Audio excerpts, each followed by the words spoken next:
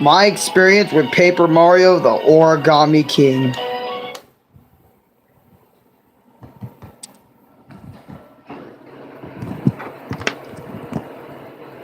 I hold on. Oh, if only that charger worked. Fuck. Alright.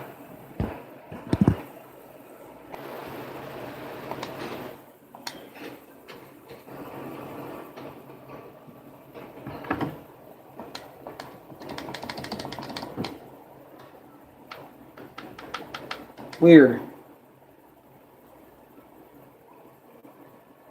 Why did it just do that?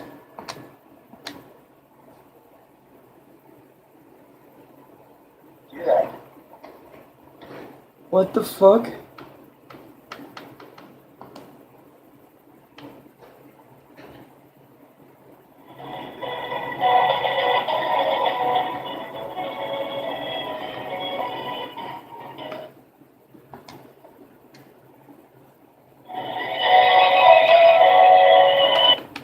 Okay.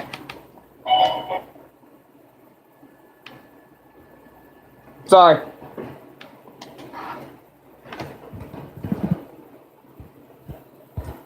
Had a lot of technical difficulties. Alright. Anyway, so this is my experience with Paper Mario the Origami King. Here, let me dim the lights a little bit because it's a little bright. These are actual light here. Said so I can make it look better. I don't know, because it looks like I'm way too fucking bright. There you go. Anyway, so this is the second Paper Mario video I'm making, but technically this is the third game I'm talking about. If you haven't checked out my Paper Mario 1000 Year Door and Paper Mario 64 my experience video, I combined them in one, so it's kind of just one episode, but I'm talking about two games in that video. Go check that out. Paper Mario the Origami King. This is the second Switch game I ever got for my Nintendo Switch console. My dad got it for me more than a month ago, actually. Let me check the date.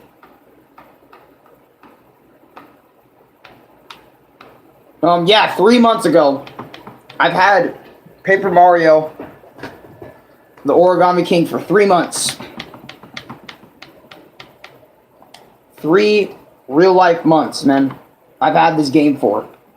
And to be honest, this Paper Mario right here, it's definitely like a life changer in a way.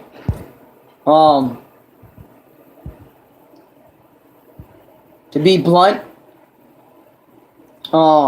Paper Mario the Origami King is my second Switch game. My apologies. I'm just so stumbled because I can't find the words to express how we're finally at Paper Mario the Origami King after, you know, I know I'm still so far behind, but anyways.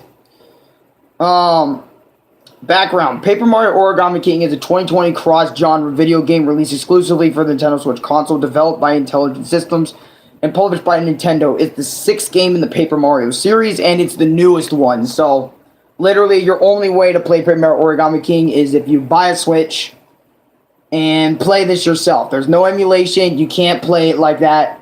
You can literally only play it on the Nintendo Switch console. So, if you want to check this game out, go ahead. You know. On the Nintendo Switch console. Okay. I had to hear. Story. Princess Peach invites Mario and Luigi to an origami festival near her castle in Toad Town, which has mysteriously been abandoned. When they enter Peach's castle, they find where everyone went. They discover that she has been turned into origami and brainwashed by King Oli, and a lot more crazy madness unfolds. But that's pretty much the general story of this game. Warning to everyone watching this stream, I was very harsh on this game for a chunk of this, my experience, since the last Paper Mario game I played was 1000 Year Door, and I might come off very judgmental. So, what I mean by that is, no, fuck that. Because, let's be honest, you guys know I loved 1000 Year Door, the first game in 1000 Year Door. So when I played this one, I was expecting a lot of the same beats and flow like Thousand Year Door and I mean I wasn't expecting like a game just like Thousand Year Door, like but an even better Thousand Year Door. But I was expecting like I was expecting a journey that that straight up was like, I don't know how to say it, but this game, it is a Paper Mario game, but you can just see it.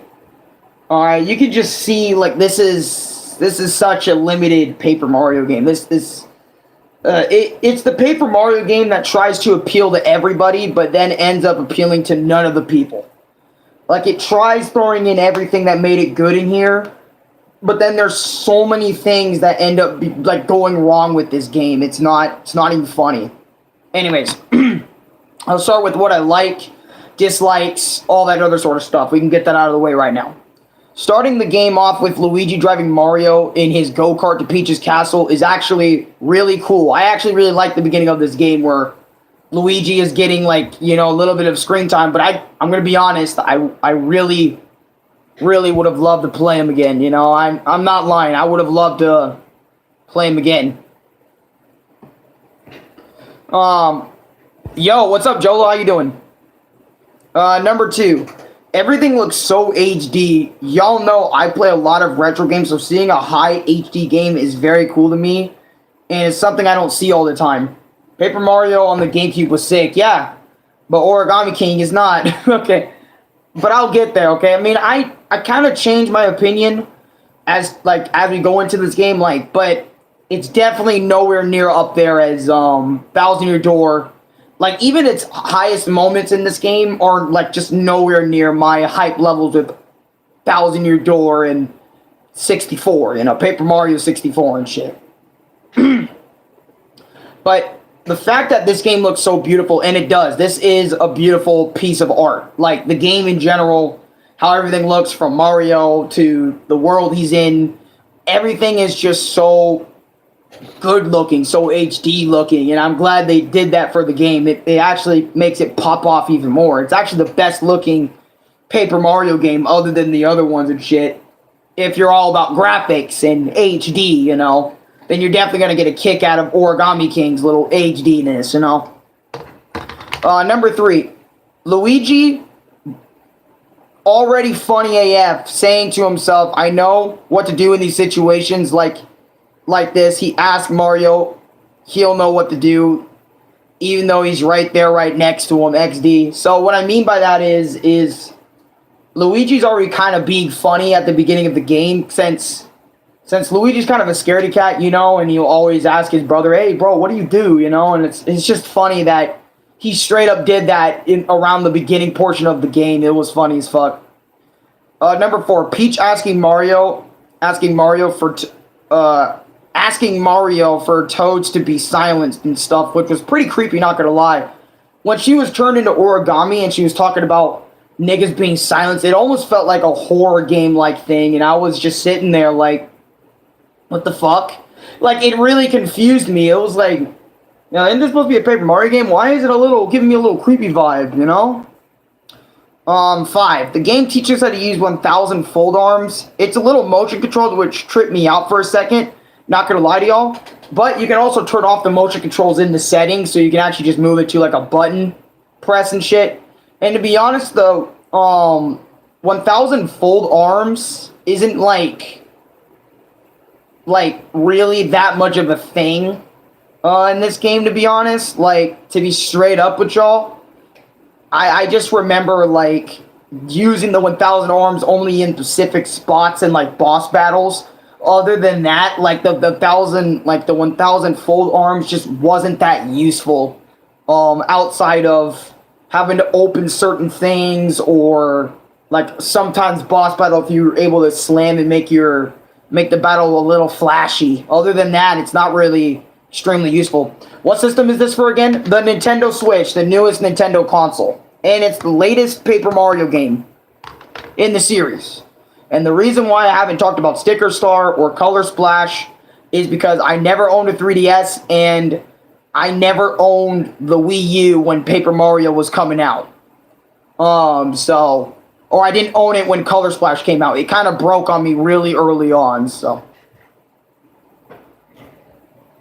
That's why I haven't talked about those Paper Mario games, and I probably won't, due to me probably being majorly disappointed.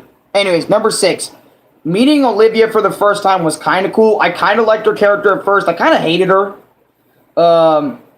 You have a Switch now? Oh my god. No, I bench had a Switch. I had a Switch for 3-4 months. I've been playing like, look at this. I got all these games in 4 months, dude. Like, Louie and Dad be hooking me up, bro. I have all these. Smash Brothers, 3D All-Stars, Luigi's Mansion 3, Mario Kart 8 Deluxe, Mario Kart 8 Deluxe, New Super Mario Bros. U Deluxe, Donkey Kong Country, Tropical Freeze, Nintendo Switch version, Origami King. That's just to name a few, man. Or that's just to name all. That's all my Switch games I have. Damn, you stacked with great games. Oh god, I made sure to get great games. I'm not trying to get the mediocre shits on my Switch. I'm trying to have the good ones. Number 7, getting the hammer is really cool. It allows Mario to break some things, but it doesn't upgrade like other games, which is kind of weird. Number 8, forcing Bowser to watch his minions get refolded and turn into origami is kind of dark and pretty messed up. And this is literally in the beginning of the game, like seeing Bowser like getting forced to watch his own henchmen get turned into origami was pretty dark, since they're all made of paper, and being turned into origami is probably one of the worst things it can happen to paper. So it's kind of like, oh fuck, you know, it's like, Jesus, that's kind of dark. Number 9, freeing Bowser was kind of cool, and they have like save points from previous Paper Mario adventures here too, which is great. I thought they'll have auto saving, but it's all good. No, they do have auto saving. And it's weird because when they use the save points from like Thousand Year Door and Paper Mario and Thousand Year Door, they actually had these save blocks that you would like jump up towards, and it would save your progress. But in Origami King, your game auto saves and you have those save points. So it's kind of weird that they actually have both in the game when they don't really need both. Usually when a game is played, they either have save points or auto save feature. Like that, they would choose either one. They wouldn't have like straight up both, which I found really weird in this game later on.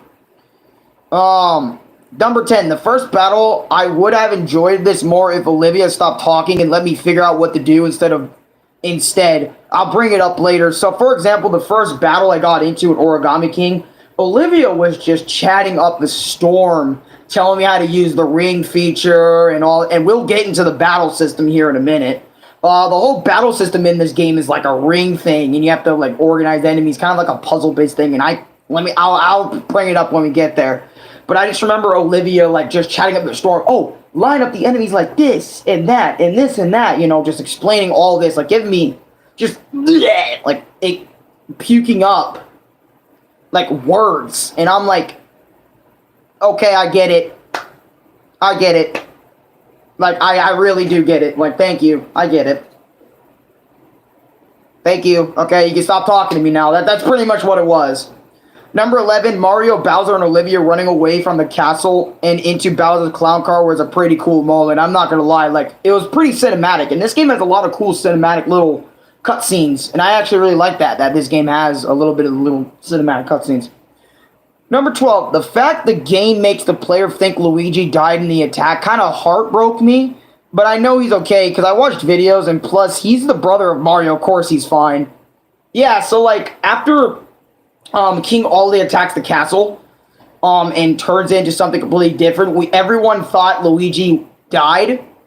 But I'm sitting here, I'm like, dude, if Mario doesn't die from like large heights, multiple different characters trying to kill him, if he doesn't die from any of that, I don't believe Luigi's gonna die either. If Mario has that crazy endurance, Luigi also has that crazy endurance as well. Like, I just don't believe.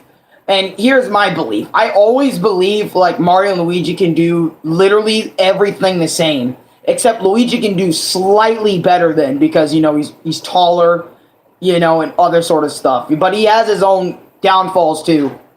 Mario will never die. That's what I'm saying. Like, Mario or Luigi will never die. That's why, like, whenever they try to bait me, like, Mario's dead, Luigi's dead, I'm sitting there like, they never die. They don't die from fall at, like, fucking massive heights anyway.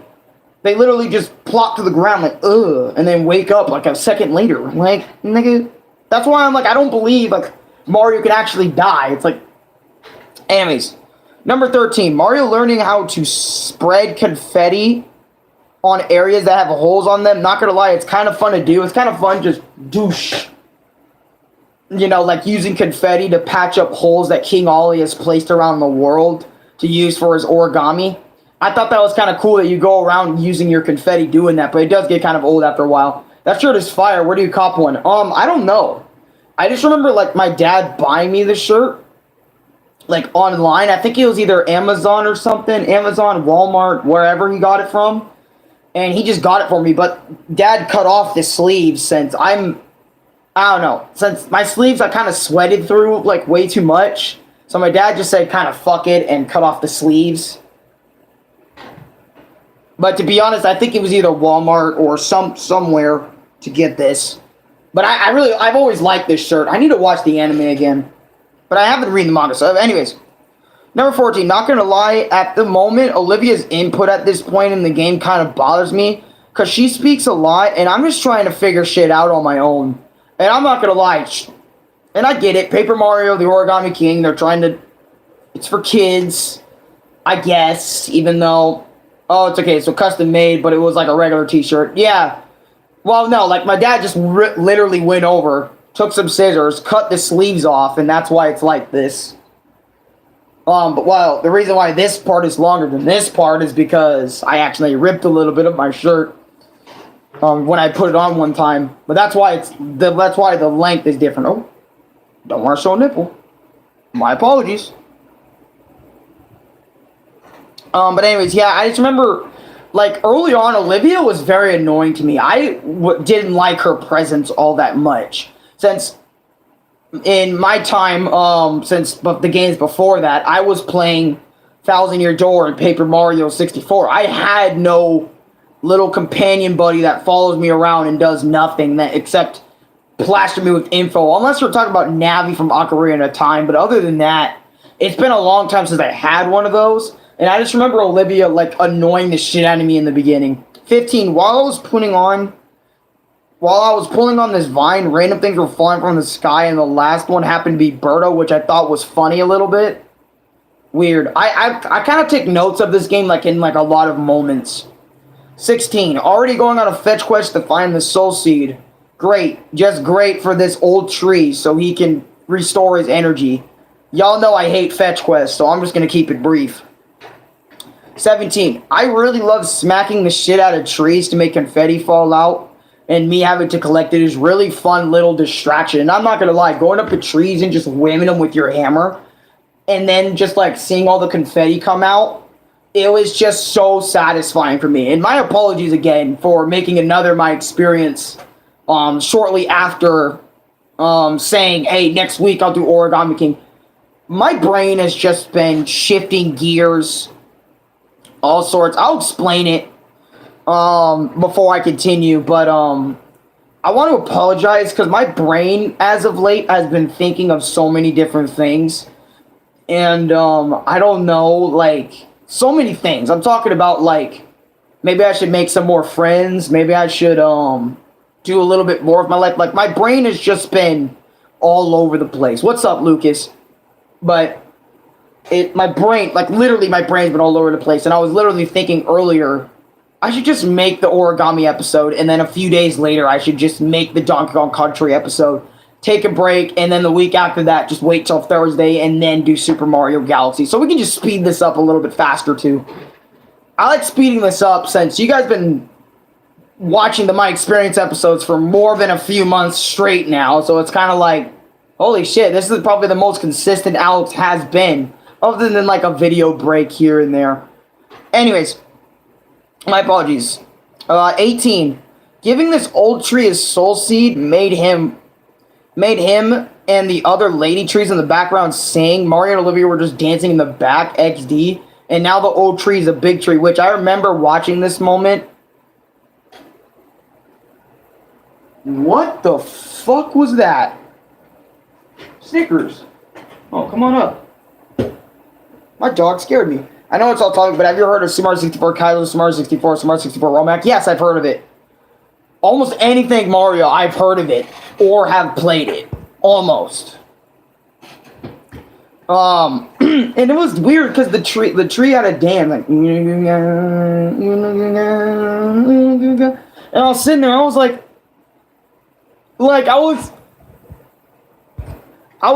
this isn't like Paper Mario. We don't do this. I'm your friend, bro. Sorry, I've been busy with business late. No, you're fine, bro. I know. Also, maybe invite me to a party sometime. I'll got you. I'll join it. I don't know about today though, but I do know about maybe like tomorrow or the after that stuff. Because I'm not really playing video games. I'm not really doing anything for notes. I'm gonna lunch. Be right back. All right. See you in a bit, Lucas. But just letting you know, like I haven't been playing anything hardcore for notes or anything since I'm trying to get a lot of this shit done. I do have some ideas I can whip up for more newer my experiences, but anyways, it was just so weird seeing the trees dance, and I was just like, fuck. But anyways, bro, this game has benches that allow you to sit on them to give you HP back on some Final Fantasy VII remake shit. I kind of like that. I kind of liked how they took that little nod and said, here, sit on a bench and heal like Final Fantasy does, you know, sometimes. And I actually really like that shit. Do you want to go, bub? My dog. Go on, boy. What? Okay, I'll just leave it open for you. I'll just leave it open.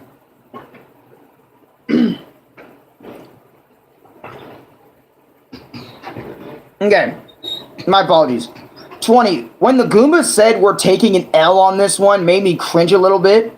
You play a lot of games I don't play. Lol, I've never played Minecraft. Damn, you haven't played Minecraft? I might need to make my experience on Minecraft. Because I have a lot of experience with Minecraft. Like, a lot of it. And the reason why I'm not having any of the music for Origami King in the back, or at least not a lot of it, is because this game is pretty new. It's 2 years old. And I know Nintendo will probably be on my dick about it, or Intelligent Systems might get on my dick about a copyright.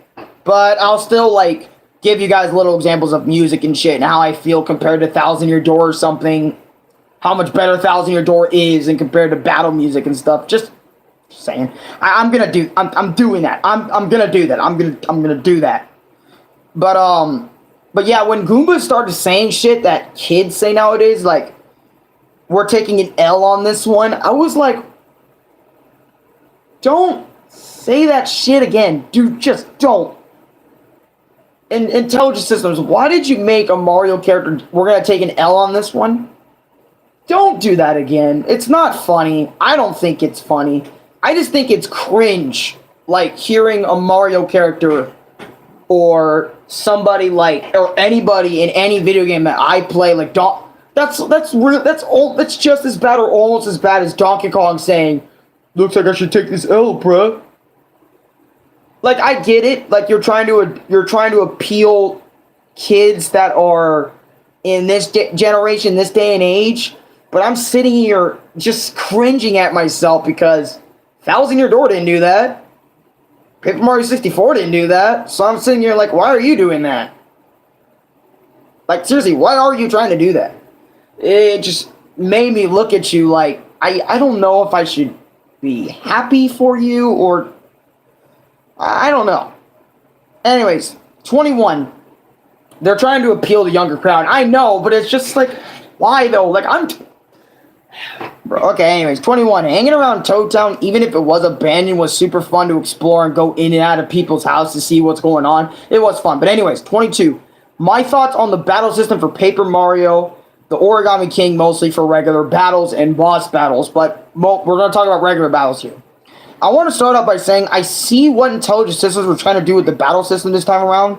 They were trying to make the OG Paper Mario fans happy, but also adding the new Paper Mario flavor to it. And to be honest, this is a setup from, and to be honest, this is a setup from past Paper Mario games like Color Splash and Sticker Star. But still, this battle system has its fair share of problems.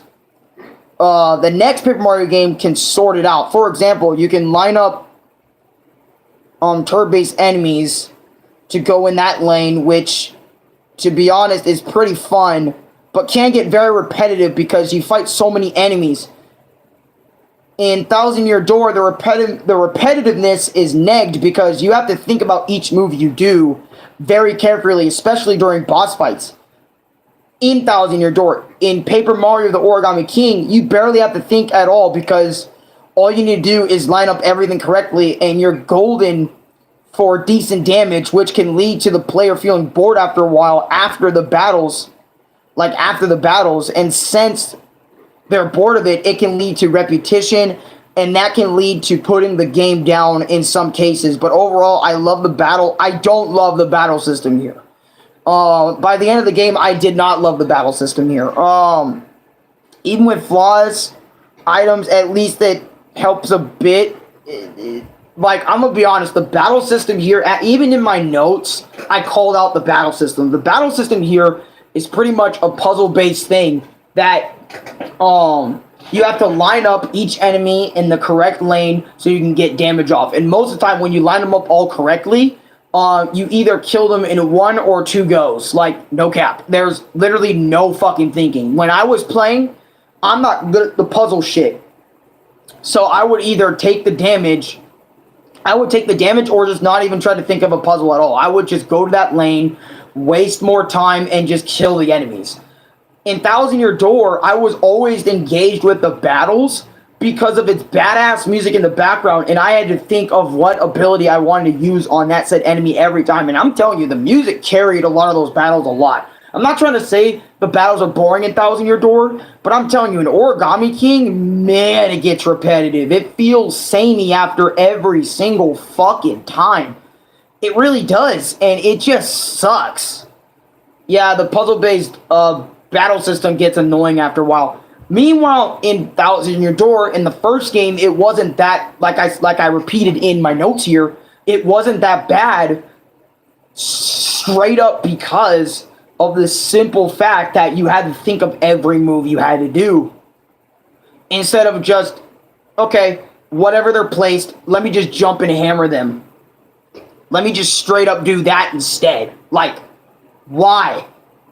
For a battle system like that. And also, I suggest you watch Arlo's Paper Mario Origami King video, because that is also a really good video that you should check out. But with all seriousness, it bothers me that that's how the battle system is in this game when the first 2 games already had a simple yet fun battle system.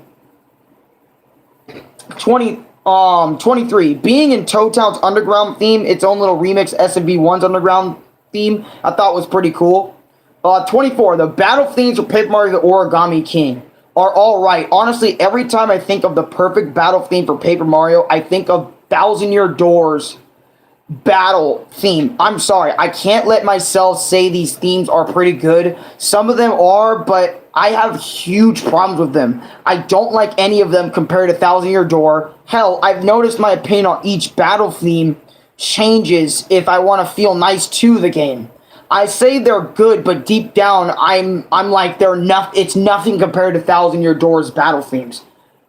And you know what? I'm gonna show you. I'm gonna give you Origami King's battle music. Okay, this is Origami King's battle music. I'm literally gonna fucking show you. Okay. I'm gonna give you a demonstration, but this is my favorite one, the Yellow Streamer battle theme.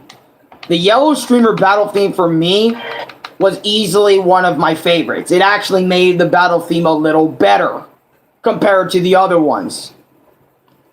Actually, you know what? I'll just show you the other ones before I show you the yellow. Yeah, I'll just show you the other ones, to be honest. Here.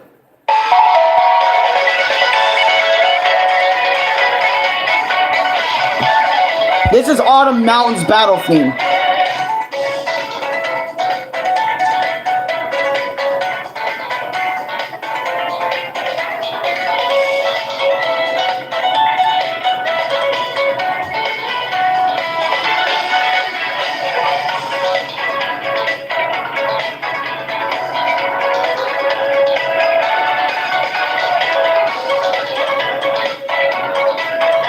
Okay, that's enough of that. But that was Autumn's battle music, okay?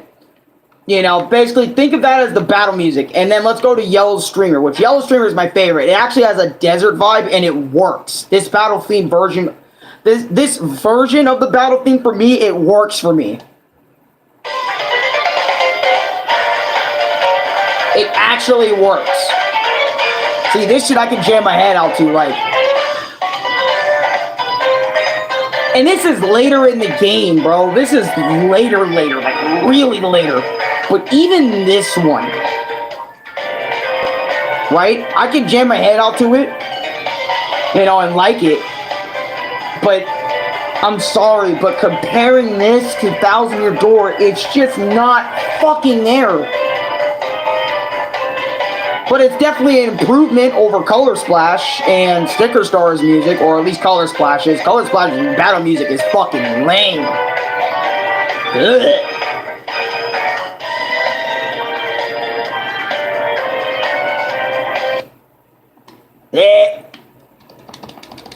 Here is my battle music. Okay. Paper Mario Thousand Year Door battle theme. Here is real music, and this is Thousand Year Door, the second game in the fucking series. Here.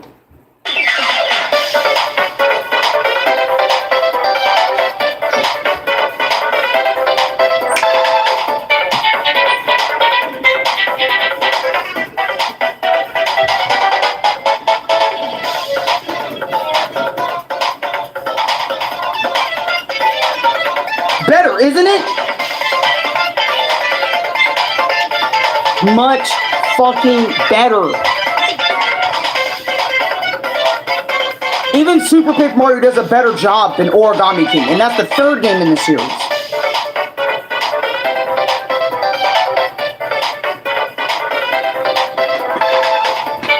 I can't. Every time I hear this theme, I'm not kidding, it literally symbolizes my love for Paper Mario. Like, I'm sorry, but I love Paper Mario, like OG Paper Mario. And this is Paper Mario 64, okay? This is Gusty Glutch, one of my absolute favorite desert themes of all time.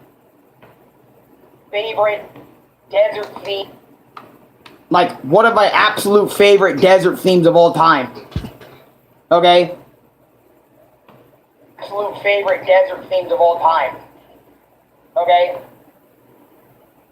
Absolute favorite desert themes of all time. Okay? Sorry, I had to check something. Anyways. At Jersey Mike's, they slice your order fresh right in front of you. Now, let me tell you. This is Gusty Glutch from Paper Mario 64.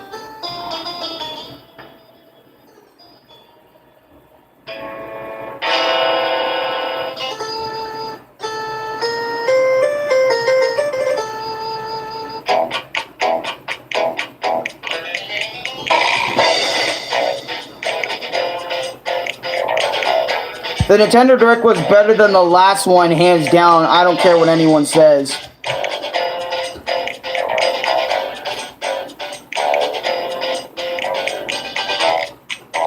This is from Paper Mario 64, the first game in the series.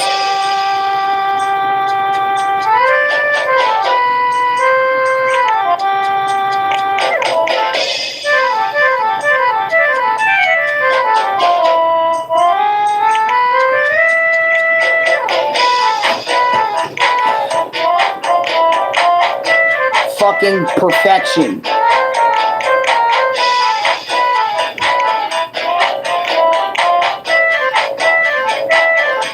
I don't need to say anymore. I don't need to say anymore. That should tell you. And I literally already fanboyed over those songs in their respective episodes. I already did that. In that respective episode, I already did that.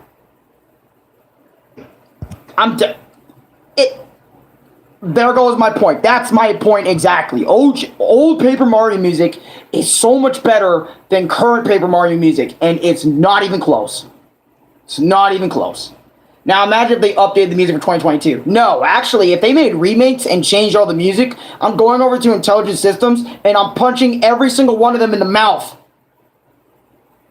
And you know what? Blame Nintendo. Blame Nintendo for making Origami King the way it was today. Blame Nintendo. Blame them. And I'm not kidding. I'll mention this soon. 25. Finding Luigi after the castle got destroyed was a pain in the ass, and Luigi would say, "You're so close, bro," when I wasn't even near him. What the fuck? But finding him brought me immense satisfaction since I'm a Luigi fucking fan. Y'all know this. 26. Bro, Origami King forces you to save Toad sometimes to make it further in the game. What if I don't feel like or want to save them and make the player, in case it makes the player like that's playing the game kind of annoyed. I don't like it when I have to save Toads by force, you know? I like going out there for the Toads. It's okay, it's better, no cap. That hook got me. Yeah. No kidding. But yeah, anyways. I'm just thinking about it, and I'm like, why do we have to do that for Toads? But anyways. 27. The 1,000 arms fold motion control kind of sucks at times. You go through the whole game and not knowing you can change 1,000 fold arms control to a button in the damn options. Should pull the choice off after or before we perform 1,000-year arms, dickheads. And I literally mean this. What I mean is not making new music, but remastering the old music. We're going to have to see about those remasters, because Insane Trilogy did do a good job, but some music just did not slap as hard as the originals. If they were to remake them. 28's going to piss you guys off, okay? But low-key, I remember they actually told me in the options menu a little bit later in the game that you can change them, but I'm like, why wait until that point in the game to make, to tell the player that the 1,000-fold arms motion control is optional? Why wait so long to tell me that? When you should have told me that at the beginning of the fucking game. Fucking idiots. Sorry. It just came out. My apologies. 28. This is literally Nintendo. This is not Intelligent Systems. This is Nintendo's decision to get rid of unique characters and partners still bothers me to this very day. If you don't remember the interview with one of the top guys at Intelligence, Nintendo literally said himself, it is no longer possible for us to create unique characters in the Nintendo universe, in the Mario universe. This is exactly why, and I'm telling you guys this now, this is exactly why Sonic's universe, and I can't believe I'm saying this, is so much better than Mario's at times. Is literally because Mario is not allowed, like, since this point of era, he is not allowed to have unique characters to his universe. Literally every single character from previous Paper Mario games, all of them, you better be grateful you fucking have them, because you will never have unique characters ever again in the Paper Mario universe, or just the Mario universe in general. But yet Nintendo can come out here, the guy that said to the Paper Mario team, you can't create unique Mario characters, but we fucking can, because we're Nintendo, we created Mario. Fuck you, Paper Mario fans, once again, we don't like the original characters. We don't like any new ideas. Actually, fuck it. We don't like any ideas to the point we just want Mario and Luigi and Peach running around and shit doing the same fucking thing for 30 years. How about that? No new partners, no none of that shit. Fuck you. Fuck you, viewer. Fuck you, fans that made Paper Mario big and popular in the first place. Fuck all your partners. Fuck everything. Actually, the partners in this game are fucking trash compared to 1,000-Year Door and Paper Mario 64, because they're not even unique characters in themselves too, and they're not even allowed to have fucking names for themselves, other than Olivia. But other than that, she dies at the end of the bit, so it doesn't even fucking matter. Sorry, it's just that Nintendo's decision is so fucking retarded that they can sit there and get away with telling these guys, hey, no new characters. Do you know how much Paper Mario is suffering from that decision alone? I bet you $1,000 fucking dollars if I had it, or $1 million. This game would have been way better than what it was if if they had all the creative freedom like they did in 1,000-Year Door and the first game. I'm telling you, if they had as much creativity, like as much, like, you know, like creative stretchiness, they can stretch the bar to whatever lengths and it'll be okay.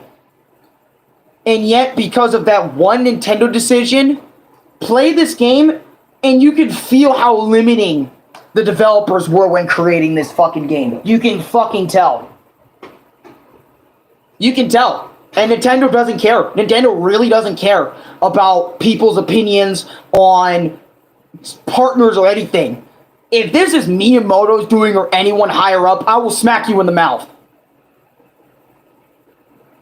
Okay, I won't smack you in the mouth because you did create one of my favorite characters of all time, but I will give you a stern talking to on why partners and everybody is fucking important, okay? But this is exactly why niggas love Sonic the Hedgehog so much more than Mario sometimes. Because the Sonic devs actually get to create characters of their own, comics of their own. Mario does have comics, but they're nowhere near as good or nowhere near as interesting as Sonic's. And I know this became an immediate Mario versus Sonic comparison, but this is what Sonic gets right. I'm telling you, if Mario had a comic book that allowed brand new characters all the fucking time, new characters we've never seen before, and allowed the games that other developers that have Mario in their hands develop and create new worlds, like for new characters and stuff, I bet you Mario games would be a million times better. Like the Paper Mario series would be a million times better. Even if it's not RPG elements. I swear to God, look at Super Paper Mario. If that game was not RPG, and because of its unique characters and unique settings and all that shit, it was fucking badass, okay? It was cool, even if it was subjective at the time. At the end of the day, it was still better than what Origami King was, and Sticker Star, and Color Splash. It was still better than all the rest of the new Paper Marios and shit. Fuck. And I'm emotional as fuck when it came to my partners. If you guys go to my Experience videos, I love, or my experience with Paper Mario 1 and 2, ever since Iwata passed, Nintendo has been about making money and not making great games. On fucking God. Iwata really was the fucking soul of Nintendo, like the sole passion of creating games for people to have fun with. Like, Miyamoto, you were by this guy's side the whole time. I don't know why you're not influenced to do this type of shit. No, Miyamoto only cares about gameplay. He doesn't care about story. That's why Galaxy 2 didn't have fucking story. Sorry. Sorry for going on a rant. It's just Nintendo's like decision to do that pissed me off. Sorry. 29, the Fire Flower item, which I'm just gonna say this. The fact that hammer moves, items like fire flowers, all this are limited as items that Mario has to carry, and boot upgrades too. So if you remember getting upgrades to Mario's jumping ability, making it stronger, all that, those are just items in this game, which I remember that pissed me the fuck off. I remember it did, because I'm so used to Fire Flower. Okay, I'm not pissed at Fire Flower being an item, because it's an item in every Mario game. But boot and hammers? Why? I mean, that was an upgrade in the last game, like Super Hammer, Ultra Hammer. Like, where the fuck did that go? No, but instead we get fucking Metal Hammer upgrade that's stronger than regular hammer. So that's stupid. 30. Learning how to get the perfect timing on this fishing part was fucking bullshit for the blue seashell stone. Iwata always the last person in the credits, so you know who was the person who made great games. Iwata made Yoshi's Island.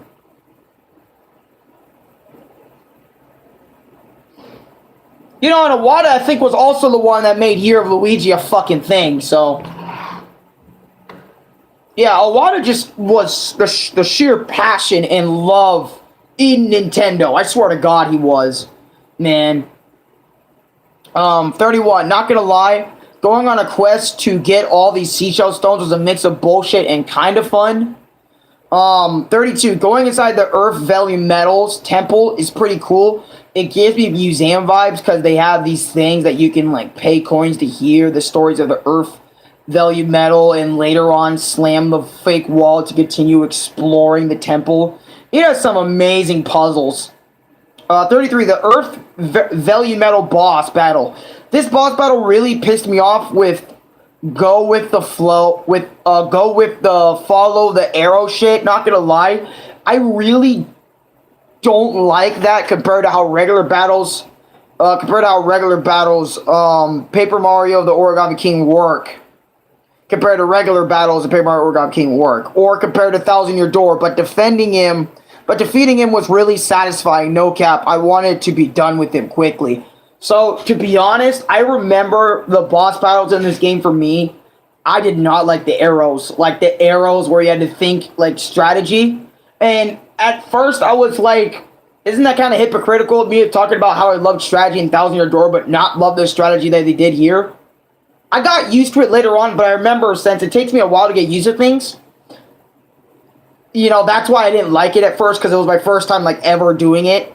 And I remember I just didn't like it.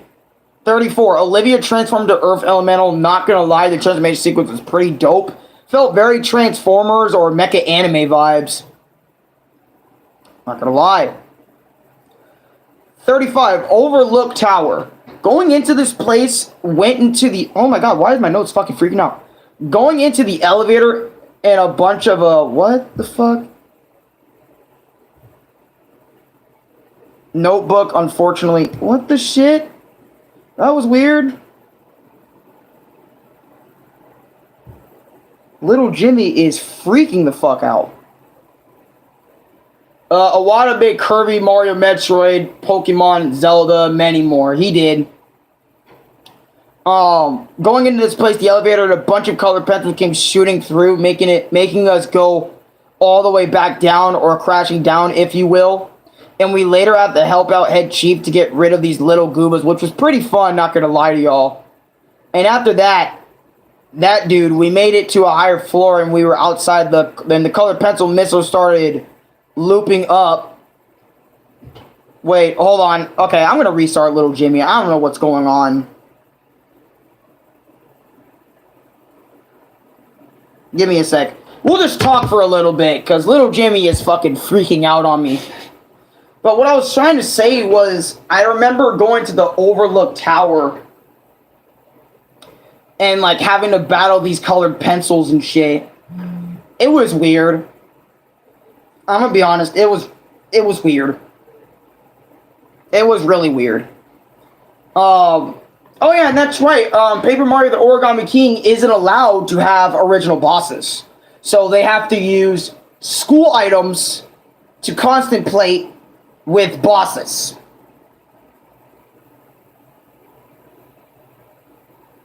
This is Nintendo's decision, everyone, to get rid of unique characters in Paper Mario. If they didn't do that, I bet you the bosses would have been a million times better. Origami King would have been a million times better. And I don't know if they should keep going with the series. Like, I'm gonna be honest.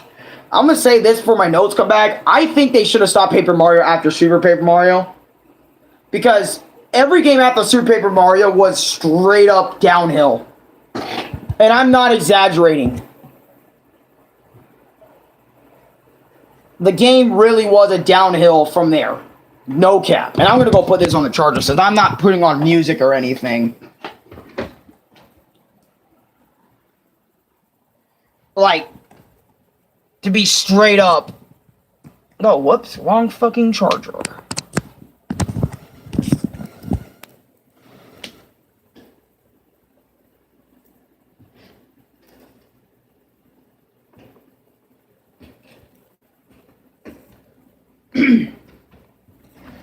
Anyways.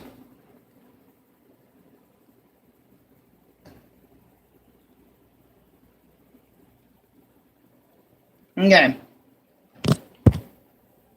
Pokemon Coliseum is coming to Switch. I can't wait. I see. Crashing down on, if you will. And we later have to help. Oh, yeah, I already read that part. Paper Cut Mario. Lol, for real.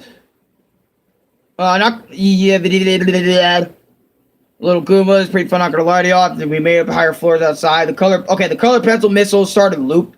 like looping up, and after avoiding them for a bit, they start targeting us, and we have to push this red button, wait on this slow ass ladder for it to come down. While that's happening, the missiles are targeting us like crazy, and it's pretty epic. We went up and tried to get rid of the streamer, but 2 rocket colored pencils come right after Mario, but Olivia moves themselves out of the way, which I thank Olivia for saving Mario, but still, it was just weird, huh, Pip? Origami King was a weird game, wasn't it? Anyways, oh god, okay, so get ready, folks, because I'm about to get mad. Again, 36, the colored pencils, boss battle. Their names are literally just colored pencils, okay? I actually didn't get their names. I just called them what they are, and they literally are, like, objects we see in everyday life. This battle mentally fucked me over for a good 30 to 40 minutes, because I couldn't figure out how to damage him or fight him properly. And during the battle, I was losing myself a bit and thinking about, harming myself. I'm slowly starting to realize I can't figure out something. I'm slowly starting to realize if I can't figure something out and it's infuriating me, I tend to want to hurt myself, and that shows how weak my mentality is. But I figured out I can go up to him with my hammer, which is what I did for the whole battle, and I died on him 3 or more times. And times and each notes, right? Fucking scramble. Other things. I figured him out, and the battle was enticing, and I was very eager to finish him off when I did. Oh, it was so satisfying when I finished him off, because I remember I was so pissed at this boss battle for multiple reasons. It was one, because I didn't know how to fight him. Okay, this was my first time playing Origami King. Okay, this is my very first time. So like, trying to figure everything out on your first go is not gonna happen. And on top of that, you guys realize that I stress out. Like, guys, I'm not gonna lie to you. Ever since Crash, every game that has stressed me out has gotten worse and worse and worse and worse. I'm not kidding when I say this. I'm not exaggerating either when I say worse and worse. I literally mean, like, the game itself. Every game I play that stressed me out that much more. Nowadays, I can't even play, like, if I think about a stressful level, or I think about something, I actually just stress the fuck myself out. Like, I literally just stress out. And to the point now where, like, after Donkey Kong Tropical Freeze, I literally didn't calm down for even an hour after I was stressed out about that initial thing. So I literally have issues of stressing out. Like, my heart keeps on racing.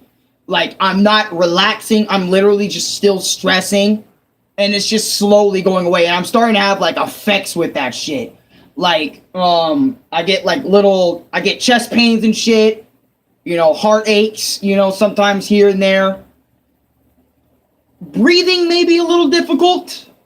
Well, I don't know about breathing, but all those other things I said, right? Because of stress. And lately, I've just decided to take a break from video games so this stress, like, level thing can, like, go away. Because I don't want to stress out to the point my heart, like, explodes. And also, it doesn't help that my anger, I feel like I really am going to get a heart attack sometime due to my fucking explosive anger. And I've been getting worse as of late. Like Louis said in News Smart Bros, I'm back. When this new Crash game coming out again? Are you talking about Crash 4 or are you talking about Wampa League? Because if it's Wampa League, that bitch ain't never coming out. Play Elden Ring? Yeah, no. I don't play games like that. I play platformers, thank you. But anyways, defeating those colored pencils was so satisfying to me because straight up, I hated them.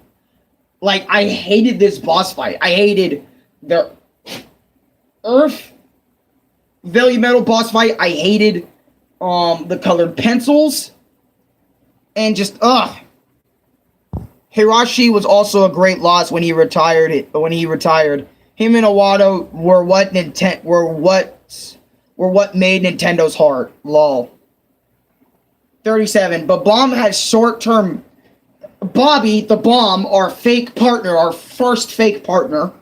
But Bomb has short-term memory loss and he has amnesia, which I feel very sad for him. And Olivia had the idea to have him join Mario on his quest, which I immediately agreed to. And the Bomb said, "I don't have any special abilities," which intelligence system is referencing the Thousand Year Door and Paper Mario 64's partners, by the way. They're referencing, "I don't have anything good." And by the way, each partner in battle only has one attack. So the Bomb, Professor Toad, and Olivia all have one or a few. Olivia has the most attacks, and she can transform into each value metal. But other than that, Bomb and the Professor only have one attack, and it's randomized if they attack or not. And it's fucking bullshit, and it's trash. Trash!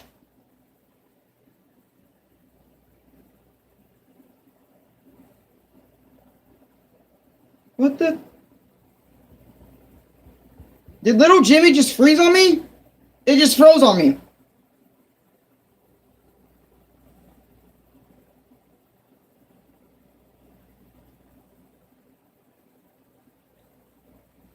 What the fuck, man?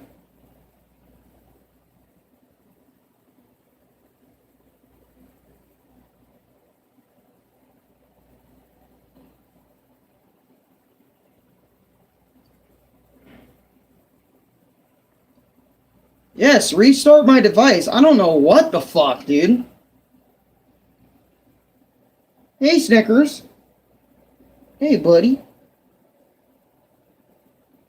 I don't know what the fuck's going on with my device. But I remember when I first got the Bomb. I was excited, I'm not gonna lie.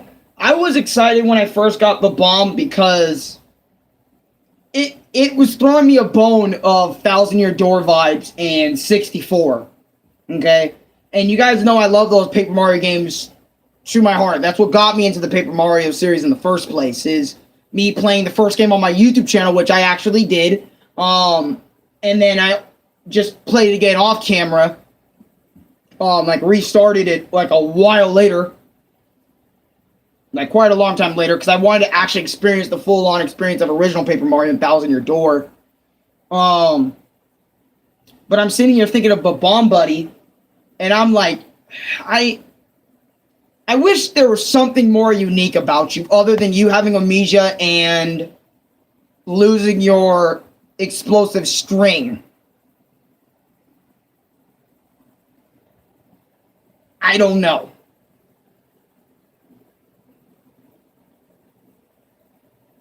Like, I remember how trash it was to get the Bomb and stuff.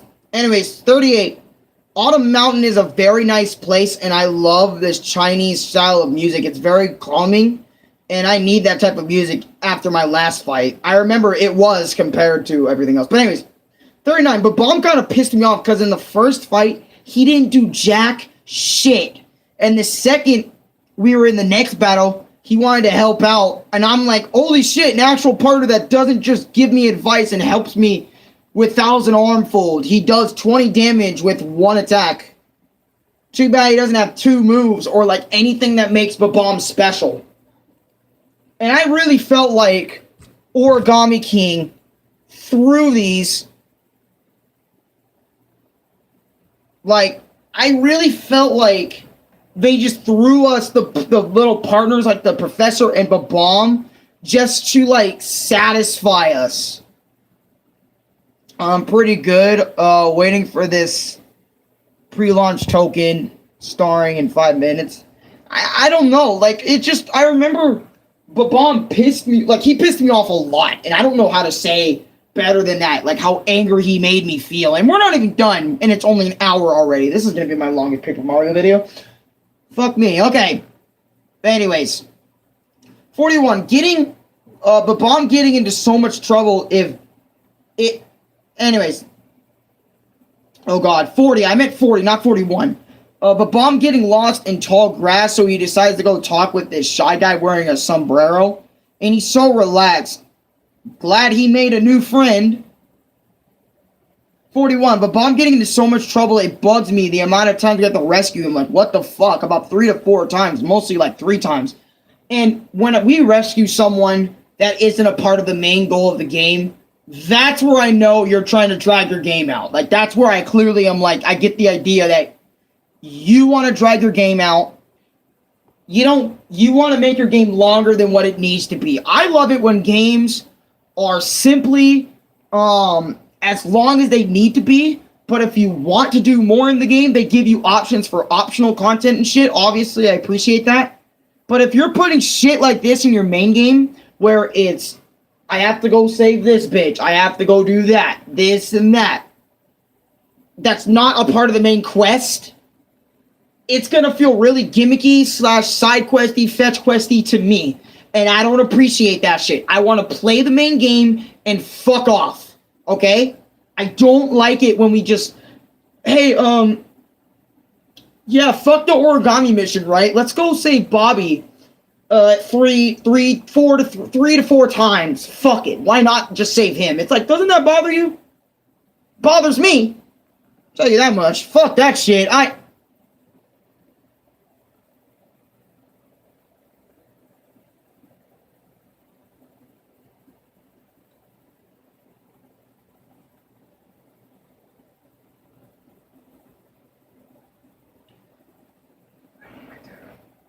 This note shit is pissing me off right now.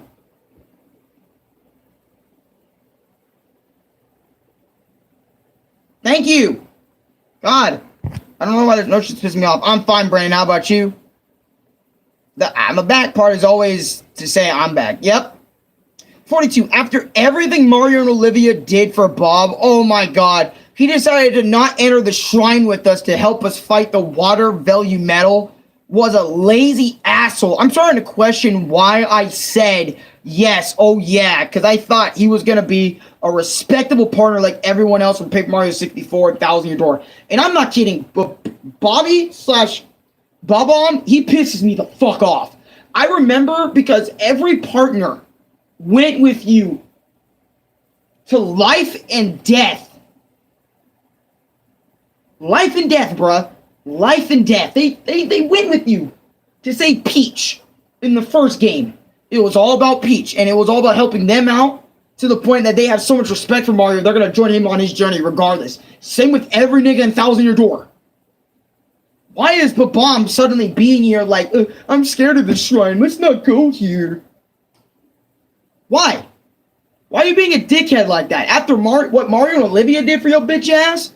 And went and go scavenger, like they stopped. Keep in mind, they stopped their whole last journey to come save yo bitch ass 3 to 4 times. Fuck you, Bob-omb. Fuck you. Anyways, 43, I mean. Water Valley Metal Shrine. Other than the place looking creepy as hell, and the music is enchanting that feeling. But I really like it, though. Some mini fights with red and blue crabs from Super Mario Bros. Nothing much. And we figured out the left side puzzle, which wasn't hard. And there were so many battles. Like, so many battles on the right side. But my favorite part of this is easily the Koopa Calf, where Bowser's minions come to take a break and relax themselves. And the Goomba asking if they're the toughest in Bowser's minions. And then the Shy Guy butts in and says, keep dreaming. We Shy Guys get 120%. If you ask me, you do your best. And, something about, oh God, I'm okay. Just a little worried about what the next 5 years will be like. Oh God. Relaxing Goombas, Mario, that, blah, blah, blah. It says, keep dreaming, try to give it 100% best work. In Bowser's Army, don't try and don't try and one-up each other, and they one-up each other, work together to become even more menacing group of enemies. And the right side puzzles was difficult, so I spent 3,000 coins just to have it solved automatically. Not really good with puzzles. To be honest, I don't like the puzzle aspect in Origami King. A lot. I mean, I do like some of their puzzles, but other times I really don't like their puzzles. And it just kind of reminds me of like Legends of Zelda in a way. I remember I didn't like the Zoron's area puzzle. I remember, or it was the Ice Mini Temples area. I didn't like the puzzles they had me doing that. It's kind of annoying. Anyways, 44. Water Velumetal boss battle. Okay. This boss was way worse than the last one. I spent hours sitting here trying different types of strategies just to beat this thing. And I died over and over and again and again. And it pissed me off so bad. The left side of my brain started hurting. And I really, really wanted to hurt myself every single time I messed up a turn. I wanted to hurt myself. Every time I died, I wanted to hurt myself. For everything. For every fucking thing. Fuck this water bitch, dick sucking, Velumetal boss dragon retard bitch. I swear all these bosses are nothing but Alex's brain gets fucked day. Or gets fucked day. Wanna know something? It's from daylight to 9 o'clock at night. Once again, fuck the water Velumetal boss bastard. And this boss, once again, no fucking fun. I'm not kidding. I spent it went from daylight to 9 o'clock at night. I was sitting at this boss. And I remember exactly why it took me that long. One, it was trying to understand this boss's pattern. I remember so many times I died. And it was bullshit. Because let me tell you why. So there's this Toad item shop that you can go to. And this is exactly why the colored pencils gave me a hard time. This is why, and the water elemental gave me a hard time.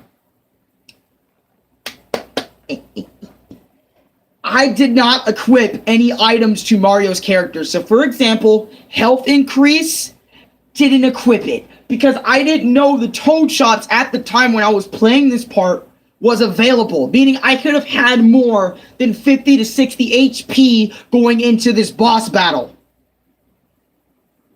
Meaning, I didn't need to spend, and by the way, health in this game also improves your strength in this game. So HP, the more HP you have, the more strength you'll gain. You'll be a little stronger each health increase. So literally, there was health increasers that increased my health, meaning that also increased my strength a smidge, and I didn't use that for most of the entire beginning portion up to this point. I did not use a single item in the game to beat these bosses. So I was getting game overs left and right because my ass did not bother to go to Toad, get some health item, or all that other sort of stuff to change the gameplay right up. And I remember realizing this when I think I went into either the third or fourth time I went into a boss battle. Like after the water elemental. I absolutely hated Origami King for not even telling me that the Toad shops have HP shit, have anything like that. I have to go there and figure it out myself. I didn't want accessories because I thought I was fine the way I was, but in reality I wasn't, which made me stress out a lot to the goddamn point that I was spending daylight to 9 o'clock at night on that boss for no reason, for when it should not have been that long. And I remember how, I will never forget how bullshit the water Velumetal is without items. It's so bullshit. Don't try it. I suggest you don't try it. Unless you know how to fucking bully the shit out of this boss, then go ahead and fucking try it. I don't recommend it. I really don't recommend it. 45. Olivia's water elemental transformation is pretty freaking cool, but seriously, screw that fucking boss and everything it stands for. I hated that boss. I'm not capping. I really hated that fucking thing.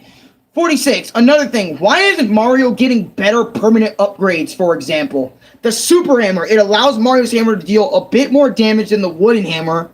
Or the Ultra Hammer, which does even more damage than the Super Hammer.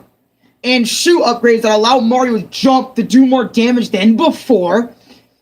All of that reduced to mere accessories when in those legendary turn-based RPGs, those weren't just accessories, they were upgrades that were well-earned mini achievements, and they helped the player do a bit more damage to their foes. Why intelligence systems? Why? And I'm not kidding.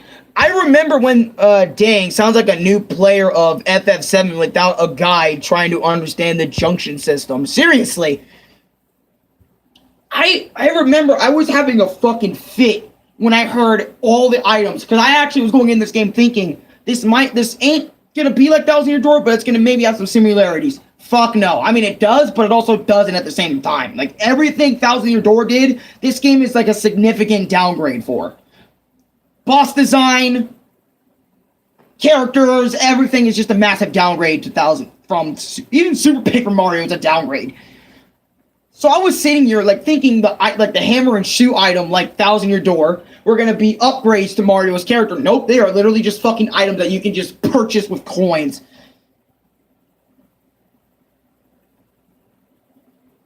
Why not just give Mario permanent upgrades, like permanent jump ability, hammer ability? I mean, it's cool that you're giving different ability. And the thing is, Thousand Year Door did this too with, like, for example, hammer throwing. That's an ability you can earn or find in Thousand Year Door. But it's like, you have to have a different hammer in this game in order to throw your hammer at an opponent. What? Anyways, I hated this whole thing. I really hated the fact that they did the things that they did. Fuck this game. Anyway, if the game is making you that mad, just turn it off and never play it again. That is not how I function, my friend. If I'm gonna play it, I'm playing it till the end. Most of the time. 47. Finding something to open for this tuna for a monkey really pissed me off because it felt like they were stretching the game out with these mini little tasks just for you to keep the game going. How? Oh God. Why? Like, seriously. Now, or I swear to God, Origami King, I feel like was supposed to be like a 4-hour game. And they just stretched it to like 8, 10, 12, 15, 20 hours with all this extra bullshit. I'm just gonna skip 47, man. I 48. To add to the previous point, you also had to find the other party members that were stuck in the tall grass, which took even more time away from the main story. Fuck that shit. Okay. Come here. No. Leave Louie alone, man. Leave the nigga alone. He's trying to sleep. Come on, man. Leave him alone. Okay? Leave Louie alone. Trying to sleep.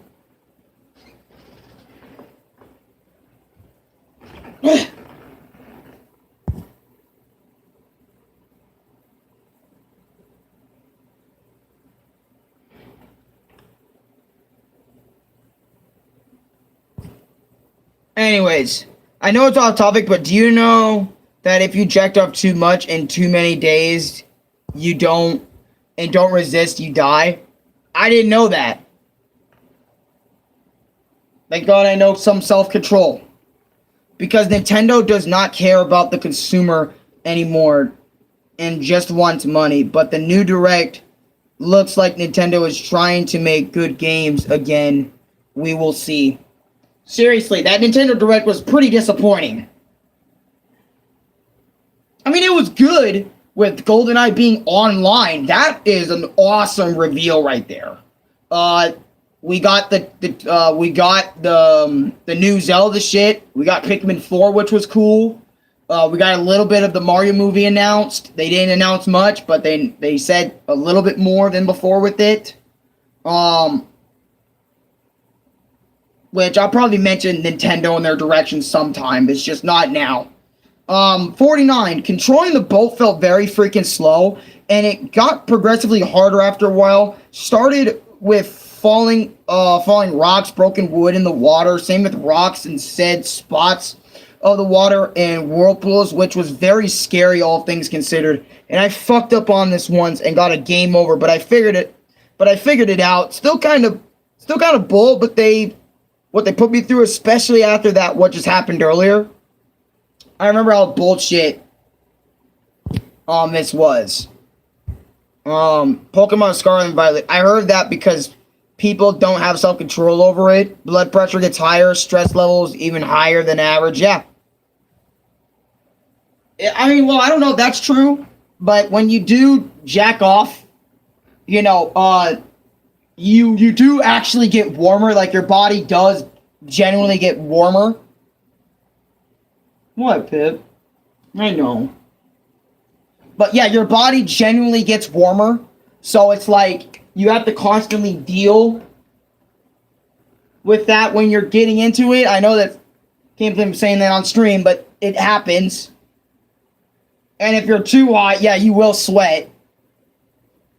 Trust me, I know. But anyways, number 50. Understanding the max HP rise in Paper Mario the Origami King. So back in number 46, I went off on a rant about permanent upgrades not being permanent. Just an item that has limits on how much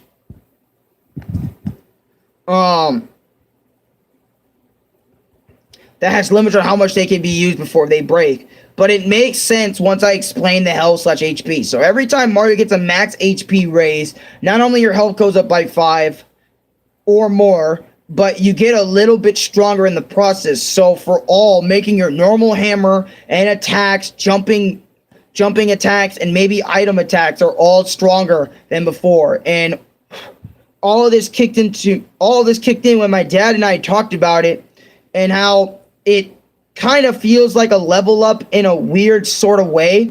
I wanted to apologize for not realizing this sooner, but I still like my permanent upgrades and levels to make me stronger more. I'm a big sucker for that kind of thing, aka 1,000-year door, man. I remember that I actually remember that. I remember, like, me and Dad were talking about Origami King for a little bit, for a little bit.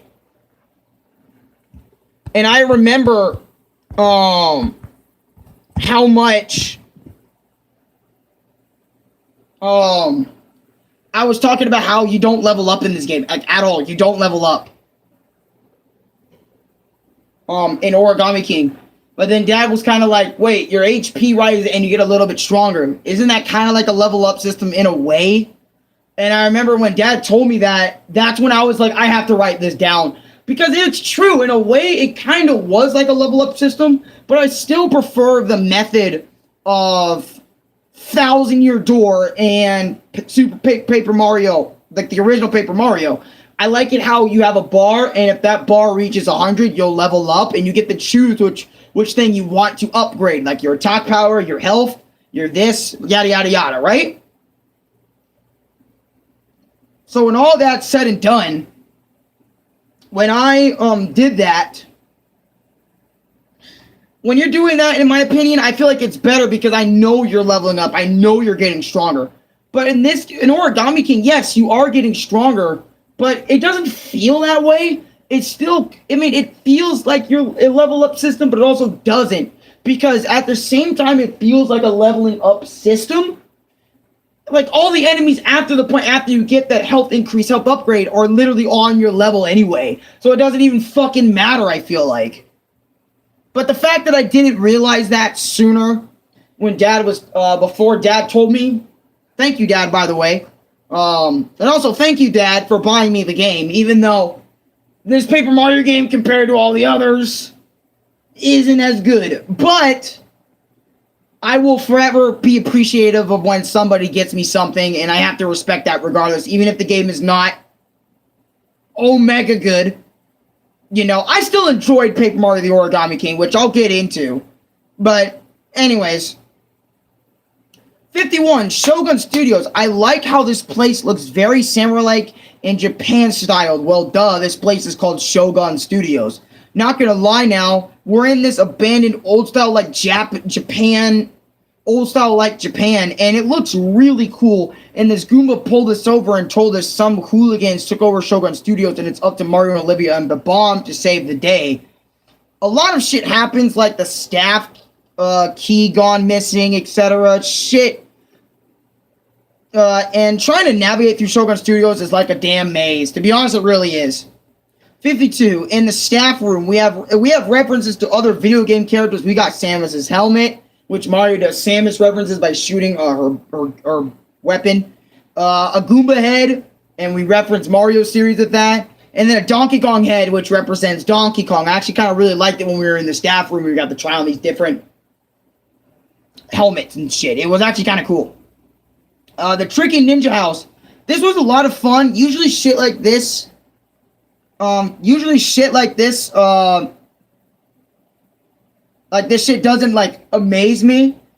But the game managed to keep me on my feet at all times by spotting ninjas in multiple different rooms in different ways, avoiding spikes to keep it blunt. It was a blast to play through that part of the area. Let me read comments too, because I don't want to forget. And guess what? My dad found out I jacked off, and it wasn't the first time doing it. I've been doing it for a while. Yeah. Honestly, to be honest with you, it comes with age. Because when you mature and shit, and grow, like when you hit puberty, of course, you start to think different, your voice gets deeper, and you start seeing some things in maybe a different light that you didn't see before. So,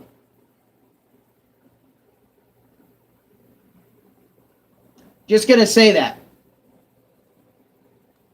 Hi, Pip. 54. Finding Luigi in this room full of gears and helping him out of those gears, and he found the Shogun Master Key. I am so grateful because I spent an awful long time trying to find those damn keys. And I love how he goes on these little adventures of his to help us out. Still wish we can play him Intelligent Systems.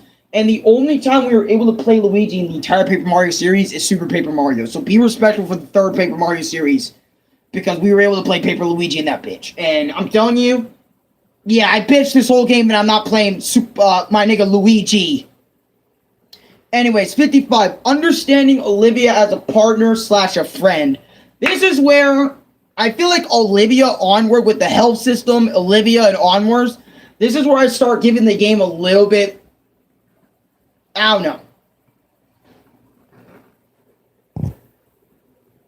Good, but anyways, good lore. Final Fantasy VIII did the same thing. You had to use a junction system to get strong. You could not level grind because the enemies level up when you level up. Oh, that's trash! Yep, luckily I didn't get caught by my mother. If she does, it would be worse. Yeah, because it's awkward. If your dad catches you, I mean, yes, it's hella awkward. It's bad, bro. That's like another man just witnessed another man like jacking off. But when your mom gets in, she's gonna be very disappointed in your behalf. She's gonna be like, so I just caught you jerking the trunk or jerking the jerk. She's not going to be as chill as how I'm making it out to be. She's going to be yelling at your ass. She's going to be like, turn your ass over. You're getting spanked. You're getting the belt. No, I'm getting your father. Shit like that, bro. I'm telling you, it's going to be worse. It was bad. Fuck, my mom always freaked out way more than my dad did when I got in trouble at school, man. So she was on my ass a lot. But anyways, let me talk about understanding Olivia, okay? I remember when Olivia bugged the shit out of me in the beginning of the game after seeing her chat with Mario a whole bunch and helping us with the 1,000-fold arms and the very meta transformations in and out of battle, and seeing the way she was as a character, wanting to do Ninja House with Mario, saving Mario's life from those missile-colored pencils, made me respect her and made me think about the friends I've made throughout my 20 years of life. Nick, Chris, Dave, Lexi, Jack, Sniper, Dachi, Solar, Jack, Nani, Lucas, Lucan, Brendan, Jolo, everybody pretty much I know in my life in some capacity. It made me appreciate my friends so much more, but I feel like I would love to have Olivia as a friend in real life. Like IRL, because I feel like she would be that friend to kind of push me out of my boundaries. My usual boundaries of staying inside all the time And, like, she would want to do shit with me. Like, she would be the one to have the fucking money. And she'd be like, Alex, get your bitch ass outside. We're gonna go do something. Regardless if you like it or not. Fuck your feelings of being an inside clingy bitch. Get the fuck out there. Let's go. Come on. It'll be fun, I promise. She'll be one of those friends that are wanting to be always outside. Always wanting to try things. Even if shit scares the shit out of her. You know, like, I don't know. I feel like that would be a nice friend to have IRL to kind of push me out. Because Louis doesn't push me out of my own boundaries all the time. And I'm not trying to say do that. But I don't know. I think deep down I would secretly appreciate to have a friend that would push me outside of my boundaries. You know. Like most of the time. Just like IRL. Like come on over. I remember Jonathan. A kid named Jonathan. He would always want me to play hockey with him, even though I was never good. See, Pip, this is why you lay on my fucking bed. Okay? Come here. Hold on. Here, Pip. Here, Pip. Okay? Yes. Go on. You can move your legs if you want to, Louis. She's off your bed. You're welcome. But I feel like, yeah, Jonathan, he would always tell me to come outside, do hockey, and all this stuff. Sometimes I would say no, but other times I'd be like, yeah, fuck it, I guess I do need to go outside and all that other garbage. You know, all that other sort of stuff. And Nick, everyone in my neighborhood would try to drag us outside. Because we were so addicted to being inside, playing video games, and doing all this, you know, watching YouTube videos instead of hanging with friends. Stay down there, okay? You know, that's what we would do. And thinking of Olivia out of the blue like that, it just made me, like, it just made me more grateful.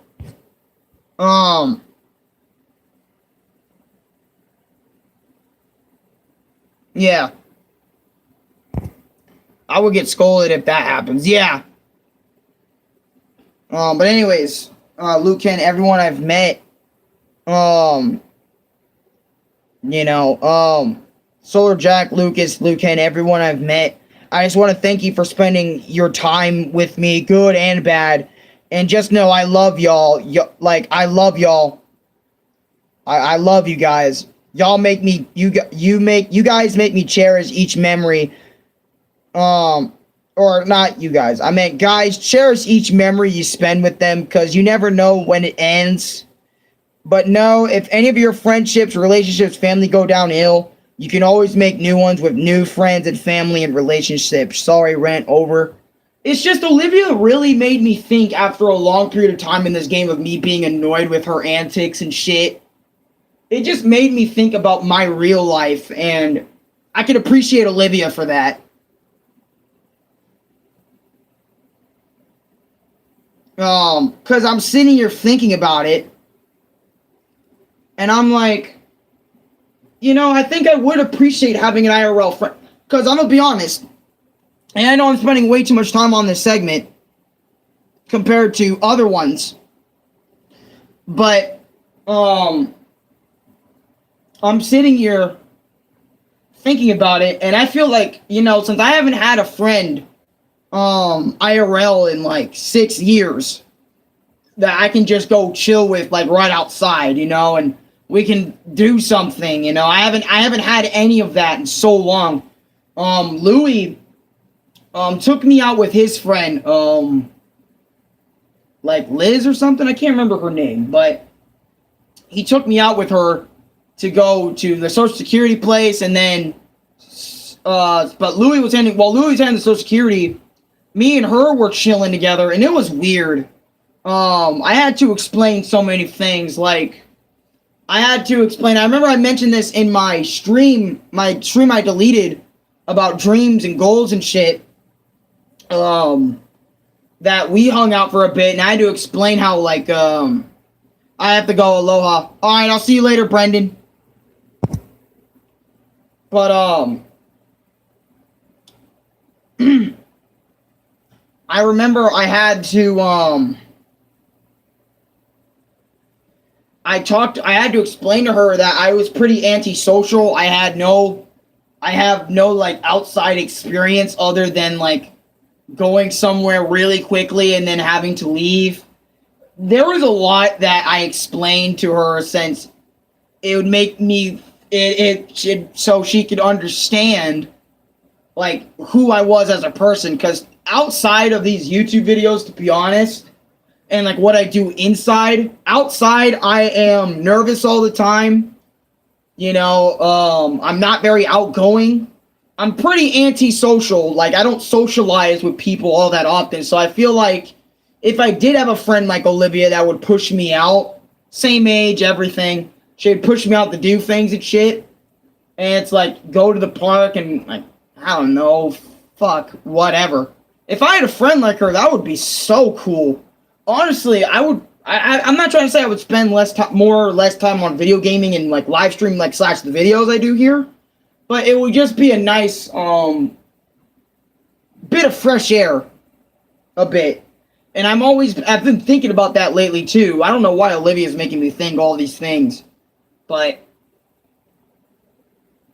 I'm sitting here thinking maybe I should change my life a little bit, because whenever I see my life in an outsider's perspective, like in a third-person perspective, I think my life is kind of sad. Like, the way I lived for the past 6 years, just being inside most of the time, doing inside things. And then, like, there's no point in going outside because I don't have any friends that live in the exact same area as I do, or close enough to said area. So I always think it's kind of sad that for 6 years, I've been just living in here, pretty much. Eating, drinking, sleeping. You know, no sleepovers anymore. No doing stupid shit with friends. Just kind of wasted.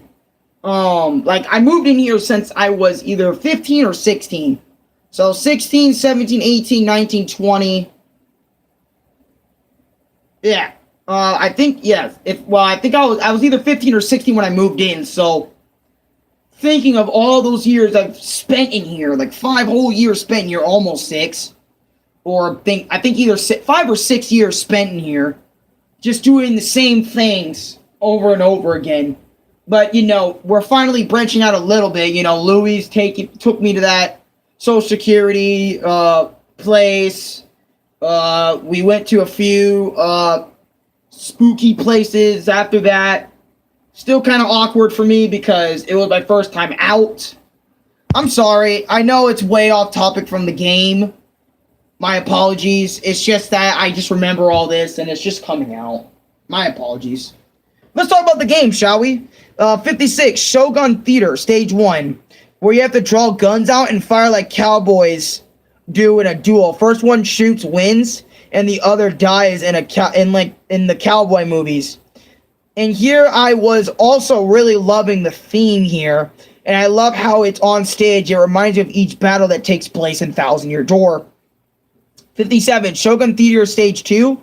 It starts with these Origami Koopa Troopas trying to get with Birdo, and she doesn't want either of those guys. She wanted Mario, and we had to scrap with these gangs.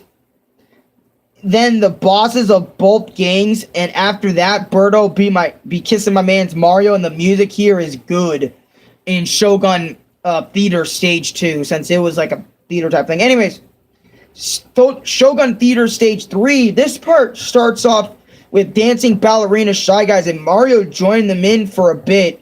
It was going smoothly, but after the Shy Guy jumped in the air and Mario tried to hold the Origami Shy Guy up, he couldn't, and it started to fight, which was cool, but I kind of thought was weird because Mario, and even in Paper Mario form, is stupid overpowered.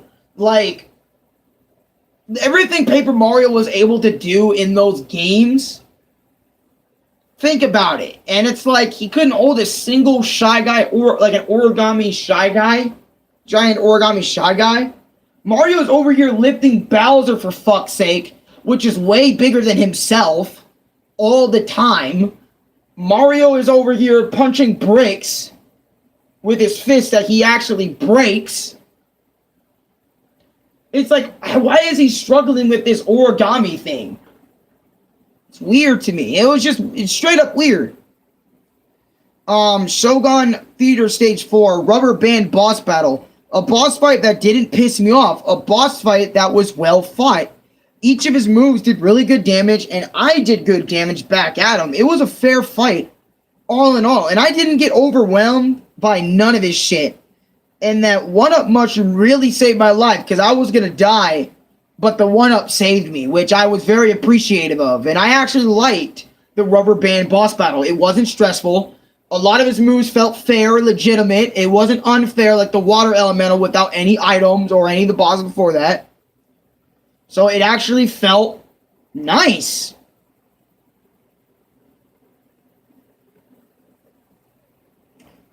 Okay, I'm going to press home screen.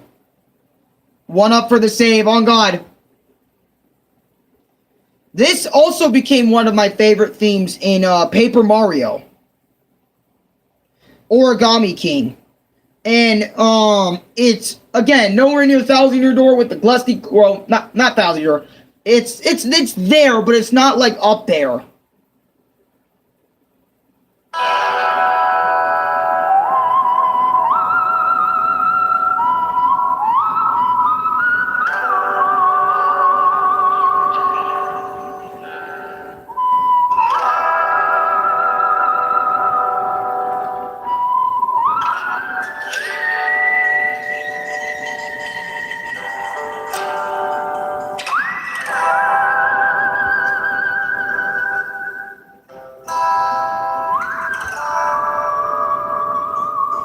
No, it's up there, but I'm not saying it's better than any of them, but I really liked the guitar and the whistling. It felt so symbolic.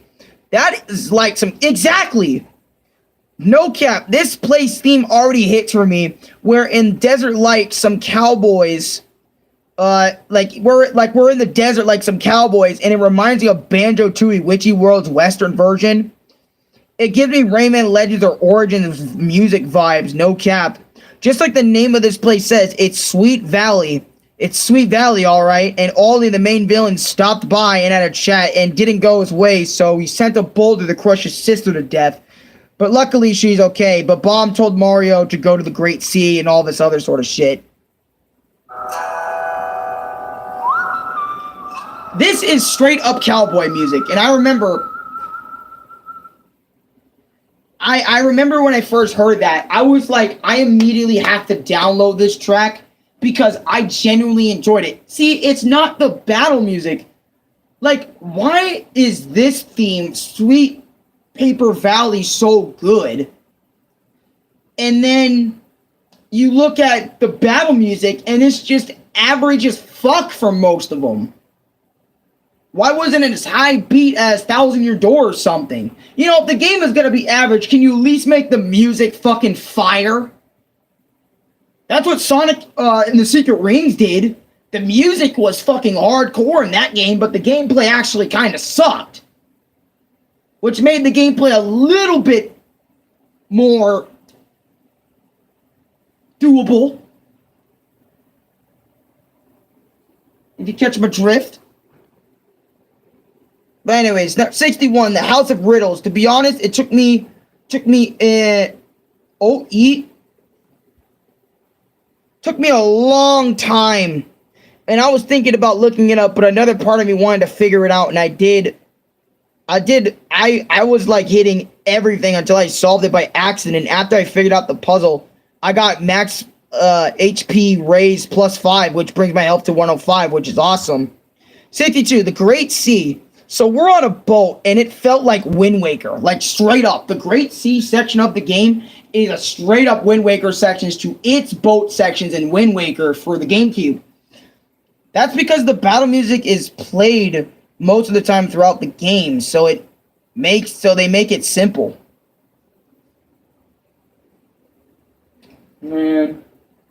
I swear, new gen music, it's good, but like, come on, man. But literally, the Great Sea, to me, actually felt like Wind Waker. We had a map like Wind Waker. We had to travel like we were fucking from Wind Waker. It was cool as hell. I actually liked the reference.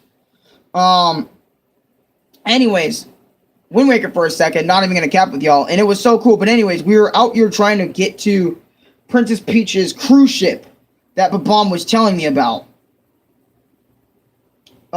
63. Princess Peach's ship, like the cruise ship. Peach having this big ass cruise ship is pretty rad, and fighting Cheep Cheep with Babam is pretty fun.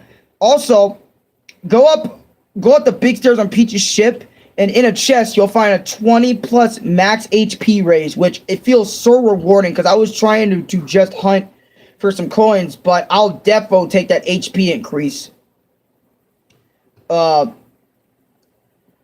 the power went out. So we had to go find a lever to make the power back on, yada, yada, yada. Got into some battles. Those weird spiders from New Super Mario Bros. Are in this game, too, which is pretty cool, I guess. Cowboy music reminds me of the good and the bad and the ugly theme song. Really?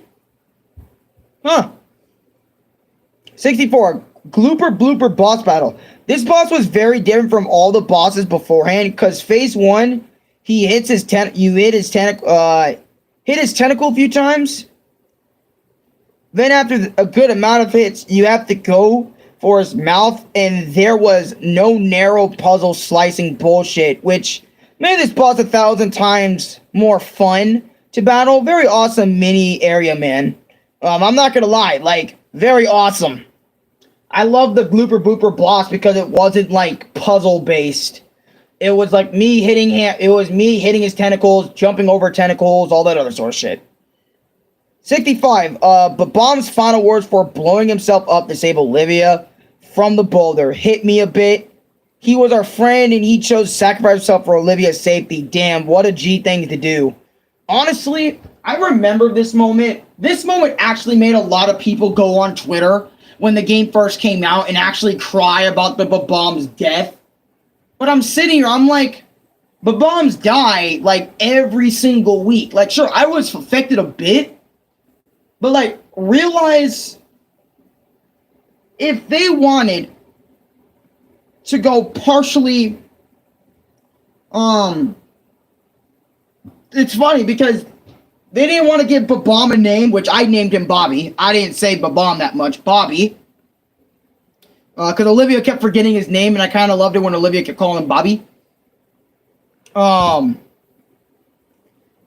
When he blew himself up, it was sad.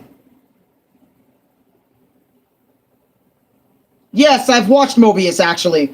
I thought Mobius was very average, but the special effects were crazy as fuck. I remember I watched it with Chris, and Morbius was average. But the special effects were crazy for it. But anyways, I remember it affected me, but like, it was weird because it did hurt me. I remember Olivia was crying for him. I was pissed that Bobby decided to sacrifice himself. Mario was sad that Bobby went away, like he blew himself up to save her and shit. We literally went to the cruise ship. Pippa, knock it off! Literally went to the cruise ship to get Babam's little light so he can blow himself up. And it was crazy. I would have rather watched Venom than Morbius. Venom was average too, to be honest. But anyways, as I was saying, it was just weird when Babam died. Because I mean, I get it. He had amnesia, and his short life was actually really cool. And I think Babam's death was actually kind of supposed to be a message for people as well. I think the message for Babam, or Bobby's death, was no matter how short your life is, cherish every single moment of it. Because if you don't, you'll regret it. And the fact that you died with regrets, because honestly, the best way to die is to die with no regrets. Every single bit of your life, you don't regret any of it. Which is why when Bobby died, it hit a lot of people because he only spent so little time with us. Like, the water elemental all the way to, back to Sweet Paper Valley. Like, all the way back to Sweet Paper Valley. You know, the water elemental all the way there. And he died. And it just makes you think, because Bobby was here with us like almost the whole time. Sure, he was getting us in trouble, but his death, you know, it's like, even when that person did so many douchebag things, when that person died, like, let's be honest, when somebody dies that we know, we definitely feel for them, but we remember them in a good way. Like, even the bad things they did to us, you know, we suddenly think was hilarious, you know, or we thought was funny, you know, or whatever. So when I think of Babam, I always think of like Bobby's death and shit. I keep saying Babam since I'm so saying that. It's just when Bobby's death hit, you know, I thought of not only Bobby, but I thought of like a lot of people dying and like what we do when people die. Like we mourn them for a long time and we cherish what life they had and remember them until the day we die too. Some people just often forget, you know, because I had a lot of people in my family pass away. So I definitely know what it's like to lose somebody that was very close, that was family even. My mother passed away, my grandmother passed away, my grandpa passed away. All three of them passed away. Like my mom's parents, both parents passed away, and my mom passed away. It's sad as fuck. And I remember what we did for grandma. We celebrated her death. Don't take it out of context. She wasn't a bad person, but we celebrated how good her life was. You know, that she lived a pretty long life. And we celebrated that. All in her name. I remember that shit. And I know people do, like, handle death very differently. I'm not going to say we all handle death the same because that's a fucking lie.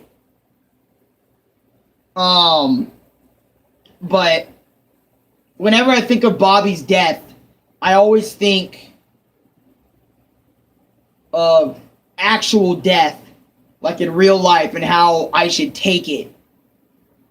I shouldn't take it so, you know, so hard. But I do because it's them, for fuck's sake. They were in your life the whole time.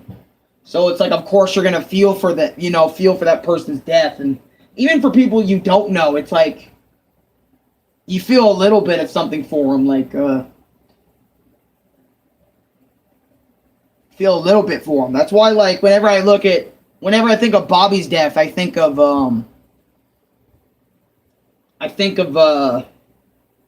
how I reacted to death. Sad as fucking hell, depressed sometimes, straight up wishing that some of them could have seen me after I passed high school and all that other sort of shit. It fucked me up. Death fucks me up. But I try my best to, like, move on from it. Because if you mourn it too long, I feel like... Now, I'm not trying to say don't mourn, because mourn people's losses. Okay? Because... understandable. But... they want you to get through it. Regardless of the person, they don't like seeing you sad, right? So it's like, push through it. Even if, like, you'll truly, like, never, like, move on. Like, move on, you know, like, move on. But it's like, and it's just, I'm not trying to say move on, forget the person. No, remember that person always for what they were for you. Regardless if it was good or bad. You know, that's what I think death should be taken as, is remember what good they did, not just for you, but what they did in general for the world around them. Did they spread positive energy? Did they spread a mix of positive and negative energy? You know, obviously everybody did a mix of positive and negative energy throughout their whole life. I don't want to hear it saying, I only spreaded positive. No, you have spreaded negative energy, even if it goes in little instances, you know? But just all that from a game character's death. What the? But you guys get it. You guys get it. We get it. We're moving on. But seriously though, like don't forget about them, because they certainly will not forget about you. But anyways, let me continue. Sorry. Just had a long ass rant again. My apologies. Just like the Olivia shit. 66. Breezy Tunnel. Well, it certainly was an underground mine, alright, and Olivia ran off crying, and Mario had to be a friend and cheer up, which was a wholesome to watch. It just makes Mario and Olivia's friendship even stronger. And we got this shoe-like car that helps us traverse scorching sandpaper desert. Never stay depressed forever, but always remember, on God. On fucking God. Which, I'm going to mention this is another part of the game I really liked in terms of music. Let's take the charger out, and I am going to display some more music for you guys. Ugh.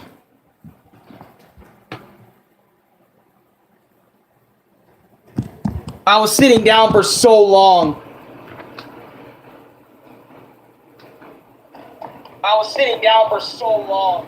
You know, crisscross applesauce that my legs kind of hurt. My apologies for that. And yes, I'm in my own stream because I need to watch it just in case my shit fucks up. And we're still not done with this game.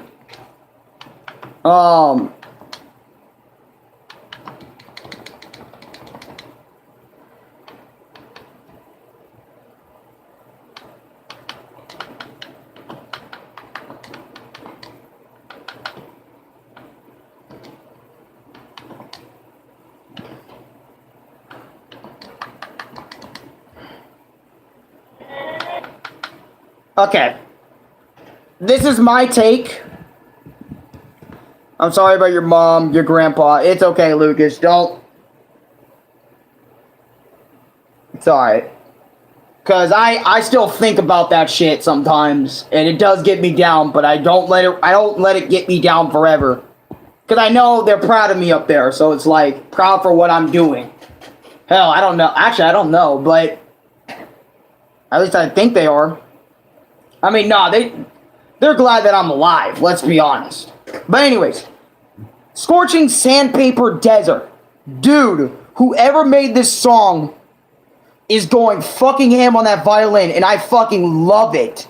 What the hell is up with me in desert songs? Anyways, off top, and I have a weird obsession with desert songs. When we get to Super Mario Galaxy, you'll see fucking why. But literally, think of every Mario game we played, and I've literally talked about desert music in almost every single Mario game my experience video I've ever made. What the fuck? Hold on.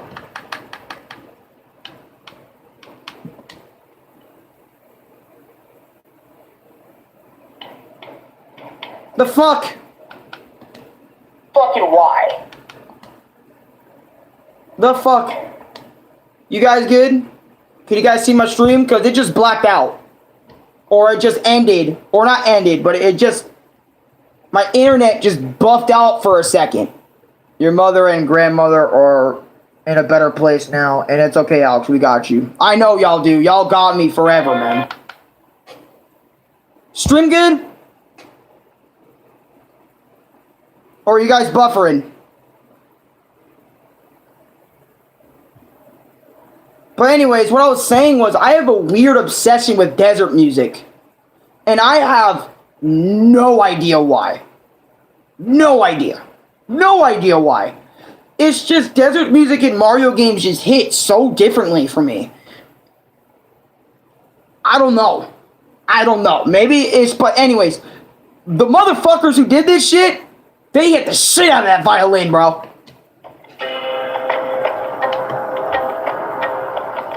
Okay, thank you.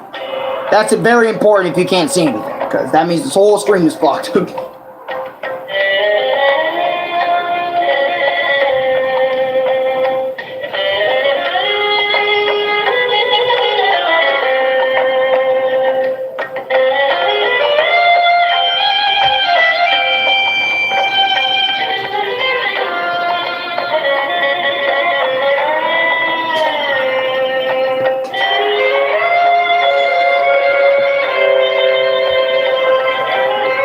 I love the violin, the bongos.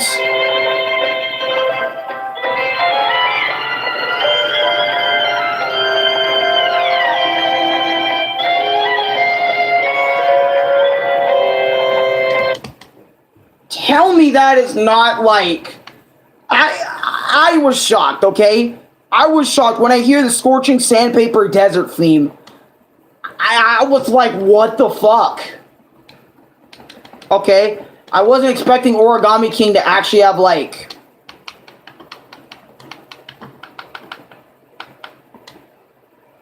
good, generally okay, a little bit better than average music. That's literally what I was thinking. I was like, what the fuck? So when I also heard Sniff City, the music here is a banger. It almost sounds like something out of Shantae. And in general, this place is lit up with tons of color, lots of residents, and a really cool place here. And Luigi's even getting a place here, which is very cool. And by helping this show, this was being used as a and that was being used as a surfboard and turned into water off, and turned the water off. He gave 10 plus max HP raise, which is awesome now. AKA, once again, I'm even stronger than before. But let me let you hear Sniff City. That is a fucking ad, ignore that.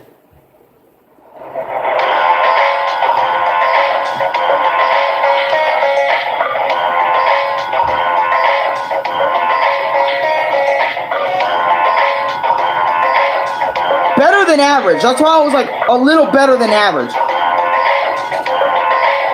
In the desert.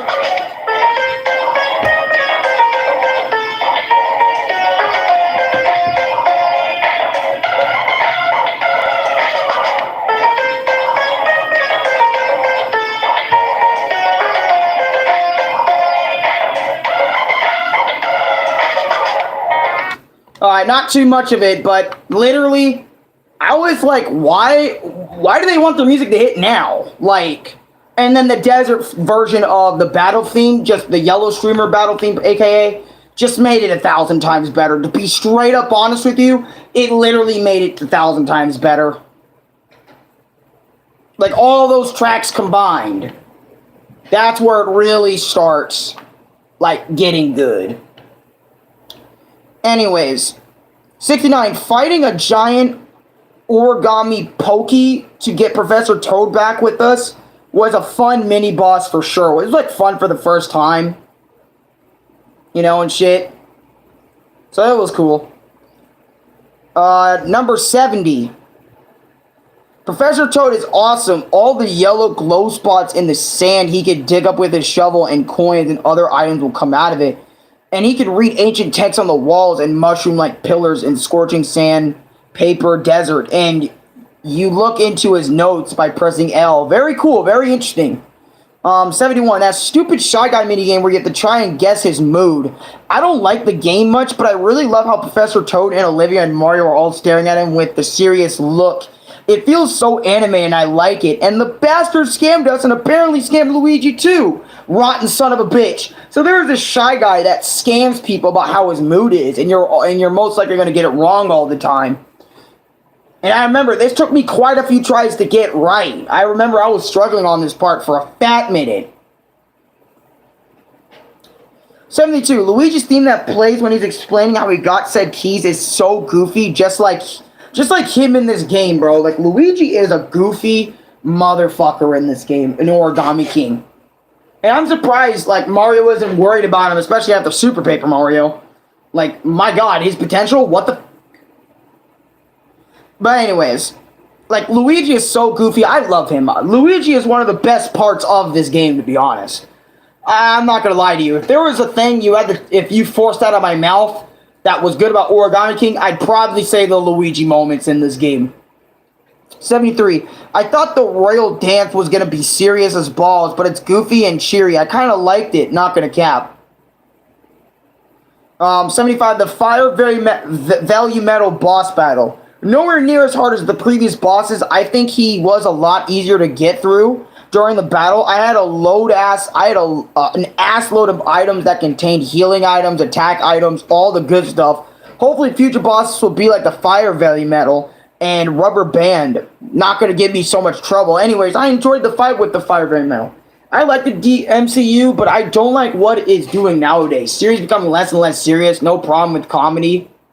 But sometimes it ruins some things. Like, for example, for what they did to Thor. Wait, was Thor Love and Thunder bad? I saw what you guys were chatting about. You guys said Thor Love and Thunder was shit. I'm going to have to see that movie and maybe review it, actually. Maybe make an exception. I mean, I'll go over all the Thor movies. When I get done with the gaming side of things, I'll definitely come back and do, like, Thor movies, you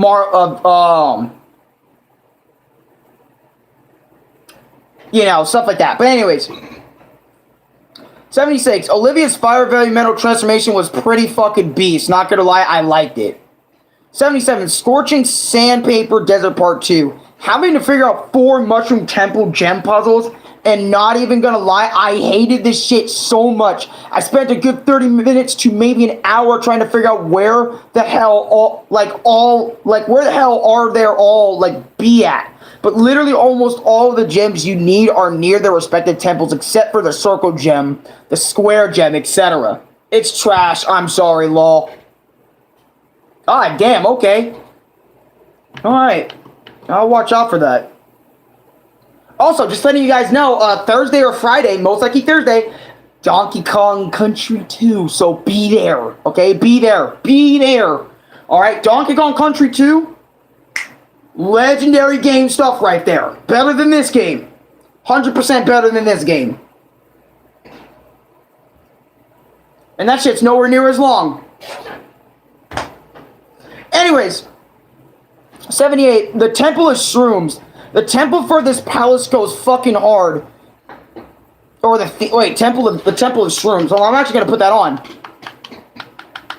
Because I need to see if it still goes hard. Because keep in mind, guys, I made these notes months ago, like months before the episodes are coming out. So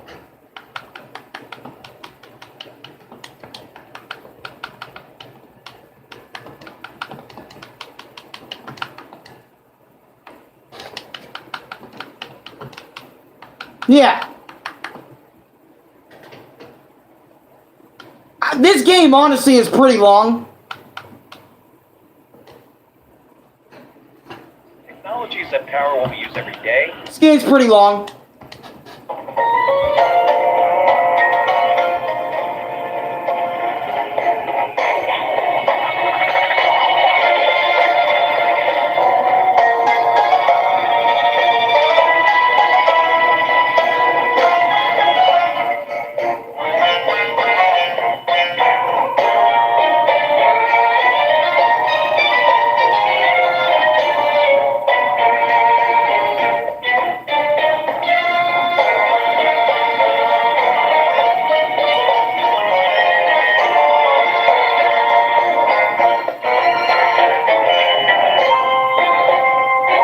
I kind of like it. I'm not going to say the theme is still beast. I'm not going to say that. I'm not going to say the theme is like fire. Because honestly, the theme feels a little mixed. I must have been playing games so fucking much that literally, like, I'm picking up on shit. But, the theme doesn't go hard. It's alright, it's okay, but it feels like it's trying to scramble for what theme they want to use. You know what I'm saying? Like, what beat do they want to go, so they just throw random beats to see if it mixes. It's weird. Hard. And the temple emerging from the ground reminds me of when we were trying to get into the Pyramid Temple in Paper Mario 64, which is already really cool. And the temple is really cool. It's all over the place. Better way of saying it than I did. It's all over the place, yeah. Super Mario 64, which is really cool. And the temple is really cool. Running around, fighting spiders, giant origami dummy Goombas, finding toads with the faces cut out, which is a little freaky, not gonna cap. And figured pretty tough puzzles out to find music discs. So this guy keeps the yellow streamer can come out. So the guy who keeps the yellow streamer can come out. 79. Truly understanding the battle themes. At the beginning of the game, I wasn't used to the type of music, but now since I've been playing this game a lot more, I started to get used to the theme that plays. And to be honest, the desert version of the battle theme or the yellow streamer version is my favorite. It sounds very desert-like, and I appreciate that a lot. To be honest, I was so quick to judge the music because whenever I picked up this game for the first time or coming back to a game, the themes would click with me on the spot. But now I have been on the lookout and give themes a chance to spark, even if it takes a while for me truly to like it. This is true, but also kind of untrue, because I understand where I was going with that statement, but now thinking about it a little bit more, like some of the themes in this game are very average. And what I mean by that is like I like them, but not like that. Like, not to the point I'm listening to them like Origami King OST after the game is over. Because to be honest, most of the themes, other than Sweet Paper Valley, like Yellow Streamer's theme, maybe one other one, I don't like Origami's music that much. That's only like 2 I can name at the top of my head. And sure, you guys may be thinking, Alex, but don't you listen to 2 themes a lot most of the time in the soundtrack anyway? Yes and no, because a lot of the OSTs in the game, other games I've talked about previously, or I haven't talked about yet, I listen to off fucking stream. Not just off stream, but I listen to when I'm out of the game too.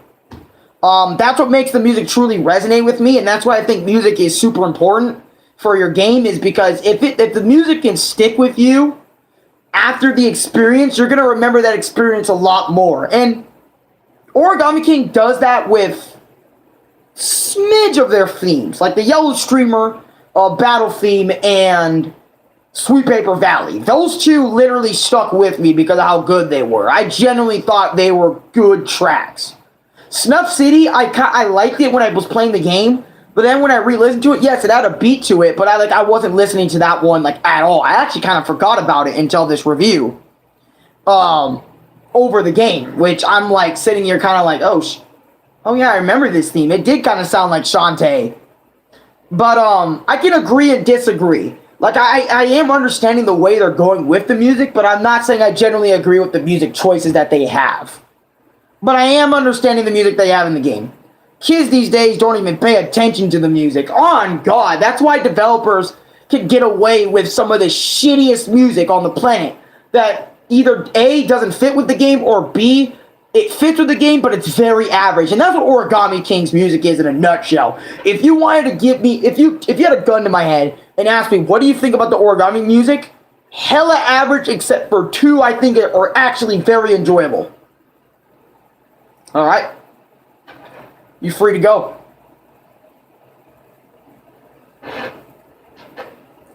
I'm just going to be straight up honest with that. That is literally my honest thoughts on Origami King's music. Hella average. I don't listen to a lot of the music outside of after the game was finished, other than the Yellow Streamer and Sandpaper Valley and maybe Scorch Desert. Other than those 3 or 2, I don't listen to it a lot. Anyways, 80. Having to gather the 40 faceless toads is kind of dragging out the Yellow Streamer section of the game, in my opinion. And I fucking hated this shit because, again, Origami King suffers from trying to find ways to make the game longer, and I don't like that. Stick to the main path.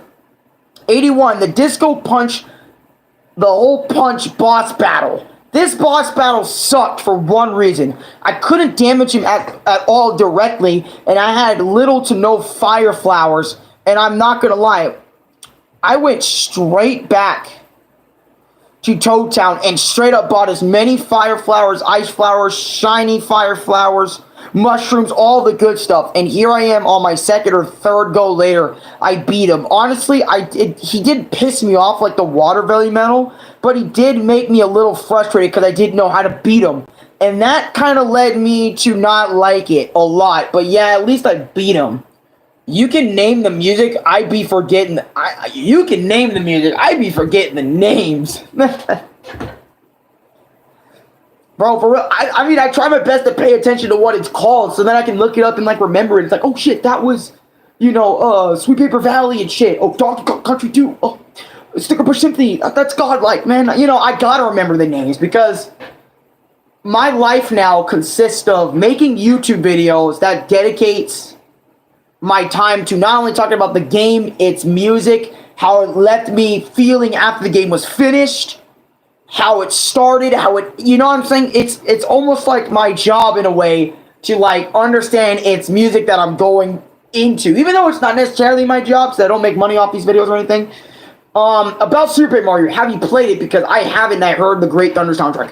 I have not played it yet, but my brother plans on getting me another Wii so I can play Super Paper Mario and Donkey Kong Country Returns and all those Wii games I missed out on, pretty much. And GameCube games I missed out on. So I can have, like, a modern console and then a retro console, so I can have two consoles to play on whenever I feel like. But yeah. 82. The Great Sea, Part 2. Just trying to head to the Purple Streamer, aka getting to the next part of the game. Make sure you head to the Mush Museum first before you head out. I made the mistake of not doing that. 83, Bone Skull Island. It was a cool little place on its own. Baby puzzles, all that other garbage. Not going to mention that. 84, Mushroom Island. Wasn't much other than helping out this toad house that was frozen with ice with the power of the fire very metal. I couldn't open the door, so I just left the island for now because the door hinge wasn't on it. 85, Heart Island. This island was really cool because I was doing small puzzles, and by helping out a toad, he gave me a raised 20 plus HP max, which is freaking baller. I love it when they give me big heart increases because it's more health and more attack. Anyways, 86, Spade Island. I had to help this red toad find all his colored toads to help him out of a barrel, and he gave me directions to some treasure, which I'm like, sign me up. I love treasure. Which, to be honest, the treasure was mostly like items. I'm so glad you have a Switch now. I'm so glad you have a Switch now. I told you enjoy it. I knew I was going to enjoy the Switch. There was no I'm doubting if I'll enjoy the Switch. I knew I was going to enjoy the Switch because, one, it's a Nintendo console, which, I'm going to be honest, my dad just didn't understand me for the longest fucking time in what games I preferred over PlayStation, okay? Because I was always telling my dad, over the years, even when we moved in here, I want a Nintendo Switch because I love my Mario games.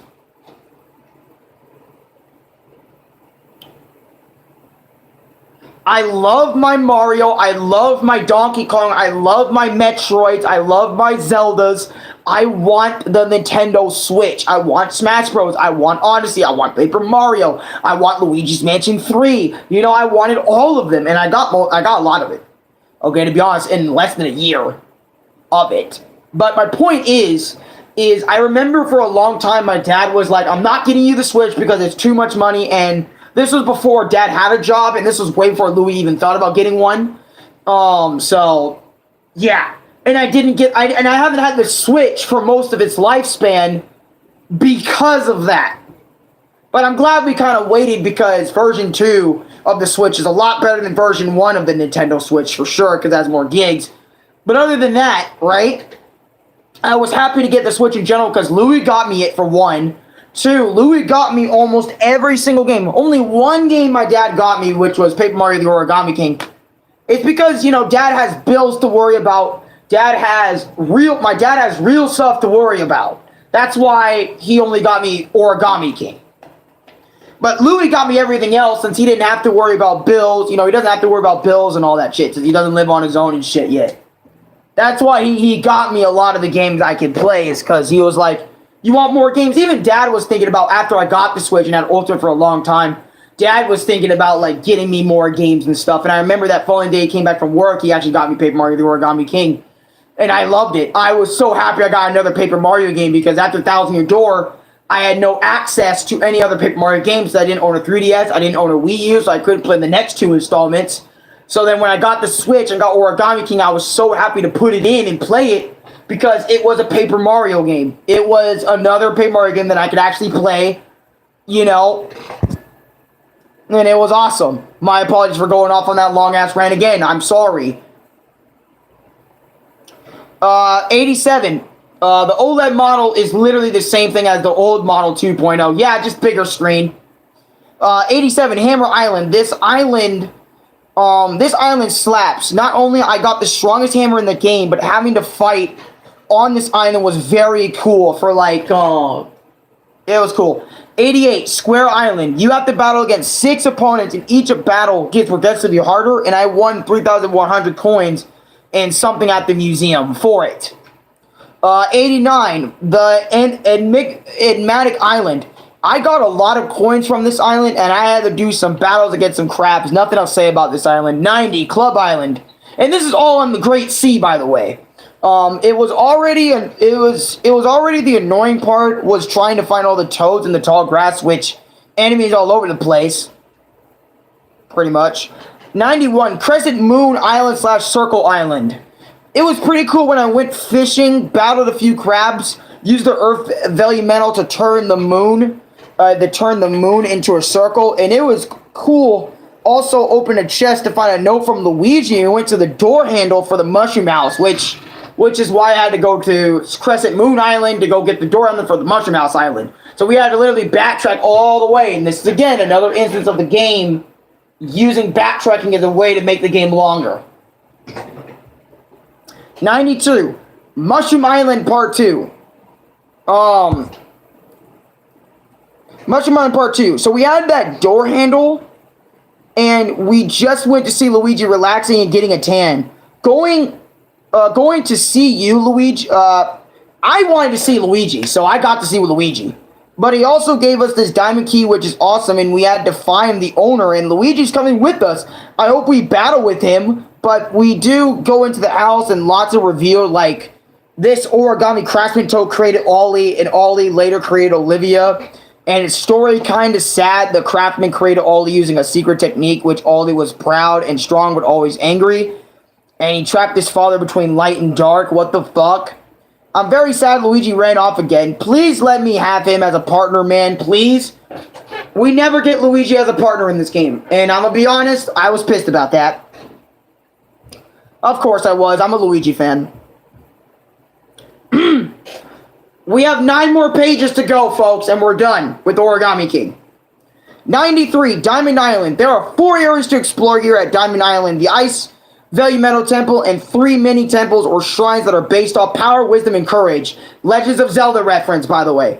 Trial of Power. Challenge 1, smashing blocks within the time limit. Challenge 2, had to focus my hammer attacks and winding it back and then pressing A.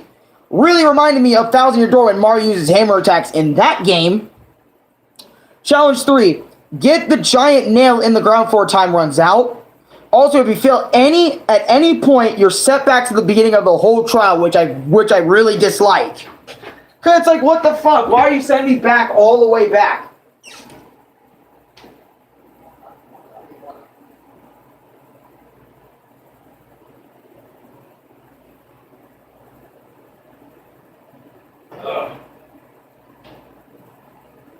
I remember one of my viewers told me to drink water because they were fucking concerned about me. They were concerned about my health and how whenever I do these my experiences, I don't drink too much water. So I had to go get water real quick because my voice was getting real dry after talking for 2 hours straight about one game. Ice Fairy Meadow Temple. It was certainly not your typical ice temple. There were some cool puzzles, and it reminded me a lot of Legends of Zelda Ocarina of Time's Ice Temple with moving the ice blocks to the right places and shit. Pretty freaking cool if you ask me. If you review Breath of the Wild, the video will be a month long. Dude, if I reviewed Breath of the Wild, okay. Here, I'm gonna pause real quick. If I did my experience on that game, easily 10 hours. Easily. I might have to put that bitch in parts. Maybe 10, 8 hours for the first part. And then the second part, because I actually did do a part 2 before. One of my experiences was Crash 4, actually. I did the 105 completion, or 100% something completion, then I came back and actually wanted to, fully finish the game at 106%. I actually did 2 episodes for that. And that was only an hour or 2 each episode, so that's 4 hours of talking about it. But, literally, Breath of the Wild, if I did that, yeah, I think it would be a month long or something. It would definitely be a long stream. My child would be on the charger for yeah.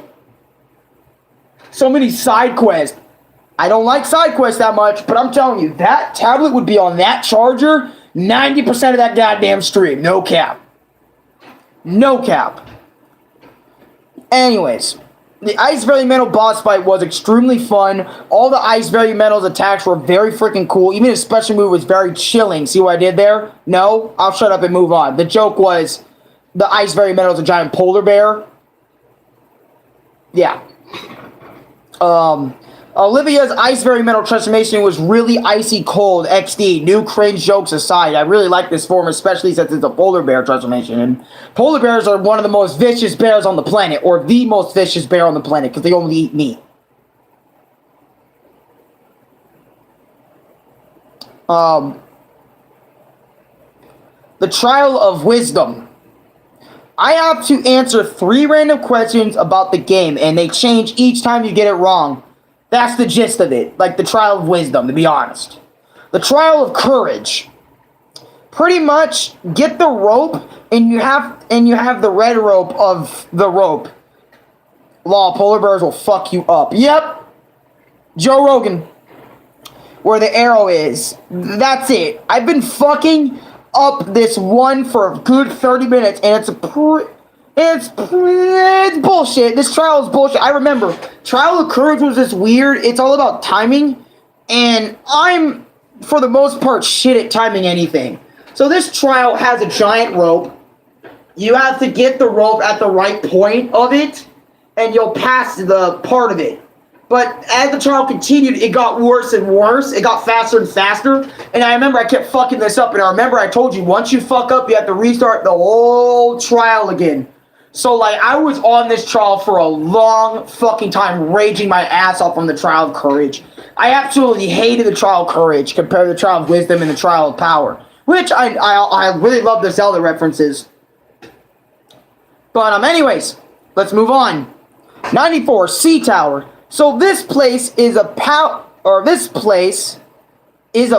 for all the varied metals to meet up at, and it's kind of a cool tower. It also has areas based on the 4 value metals, like fire and ice areas, which is pretty cool in general.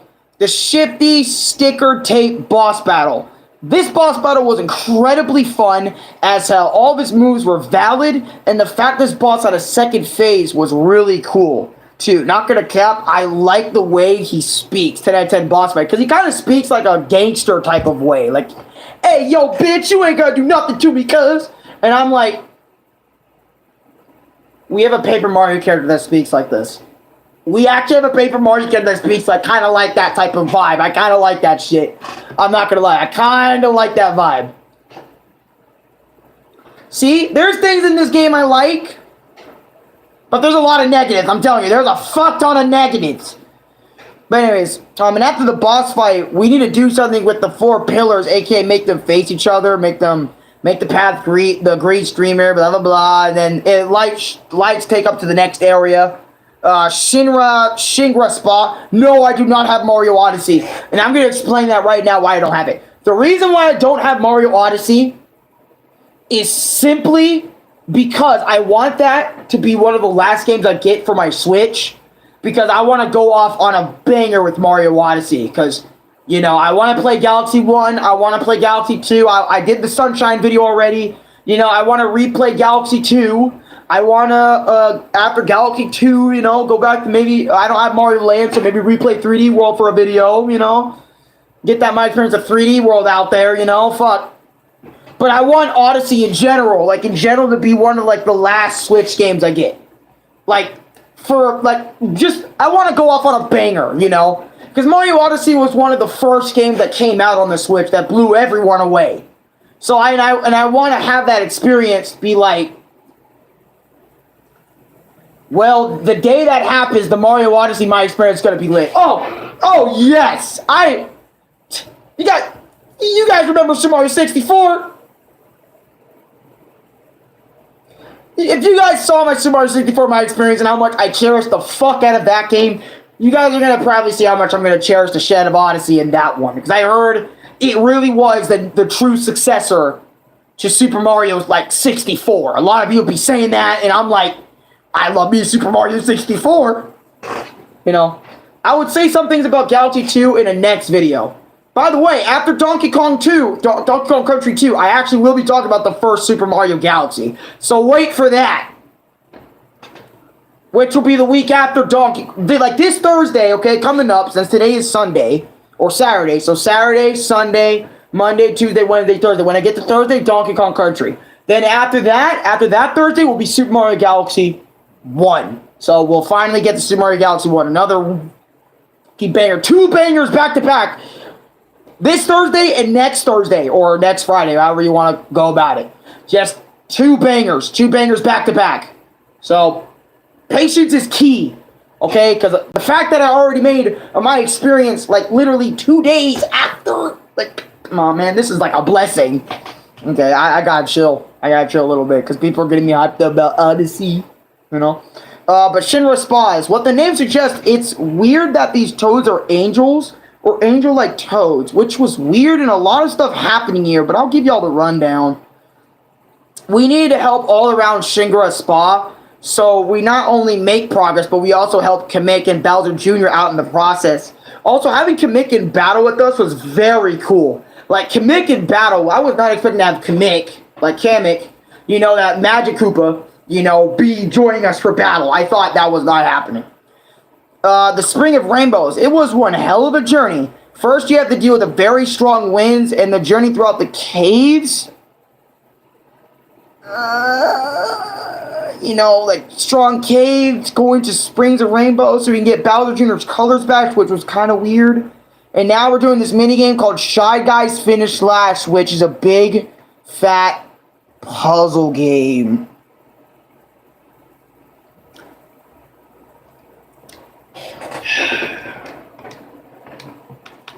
Shy Guys Finish Last. Oh boy. Okay. Shy Guys Finish Last Paper Mario. This is easily one of the worst moments for me in this game. This part alone makes me not want to replay this.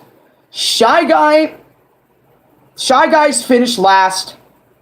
This shit will test your math skills, vision tracking, eyesight, memory control, and visual memory. All that shit, and then a sudden death round, which you're forced to play, which I find extremely bullshit and makes me want to punch intelligent systems in the mouth. Seriously, why the fuck? No, I'm not kidding. They literally forced, like, to make you remember all these skills. First of all, I'm shit at math. My eye tracking, my eyes get blurry.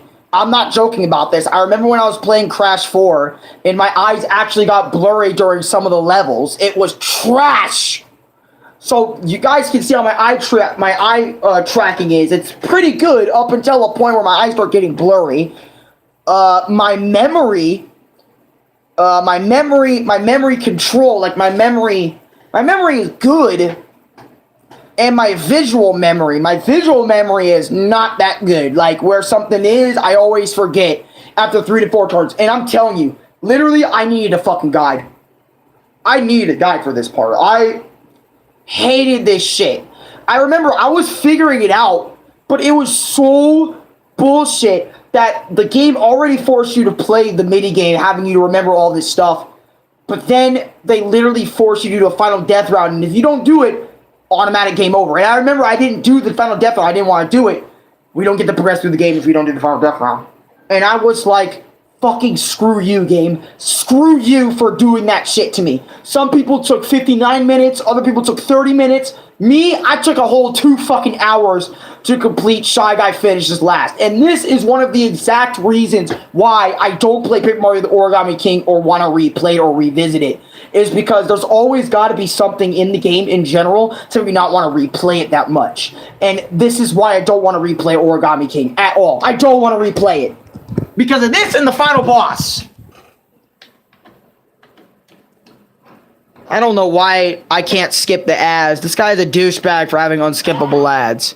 I really don't know why. Literally, you need a guide. Here is how to get a perfect game of Shy Guys Finish Last in Paper Mario the Origami King, which is a requirement for the Quizmaster trophy. And one thing that I just have to really stress before starting this, make sure that you know all of the answers to the sudden death round ahead of time. Otherwise, if you make a mistake in the sudden death round, you'll have to do this whole thing all over again. So make sure that you know the words Burly, a Flame, and Sculler. Ring Scramble Level 1. Ring Scramble Level 1. This one wasn't bad. One of the easiest puzzles that you do in the entire Shy Guys Finish Last game. All that happens is just the rings are spun. There's no sliding. So what I do, I just focus on the green guy here in the bottom right corner, and I just spin the rings one at a time until I can see that the lines are lined up. This is very easy, the easiest part of the game. Ring Scramble Level 2. This one could be pretty difficult the first time that you do it, but once you see how it's done, it's really simple to do. So I switch from the ring. Try guys' eyes. But you pretty much get it, right? This is the third challenge. Up and down until not that bad. This is the visual memory who finishes first. The moment to quickly remember that number and write it down. For example, 2, 4, 3, look at this shit. So it's easy enough to remember. You write that down next to all of the people, and that way you'll know what rank each person is in the race. I remember I was so confused on some of this stuff. 2 ninjas in the boxes. So I just keep my attention focused entirely on each of these 2 boxes, especially when you see that slide. Look at this shit, man. And you see that one box is moving from one end of the circle. And this is for someone that has, I don't know, disabilities, like, has a very weak mind, has ADHD, fucking name it.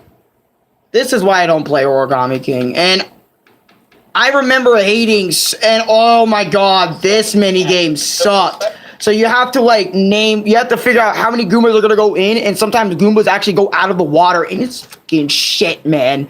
Shit! The final answer is... And then this fucking this fucking math. This is where math gets bullshit. Before I even get to this round, I have in my head what the final answer is. For example, let's say the final answer is 12.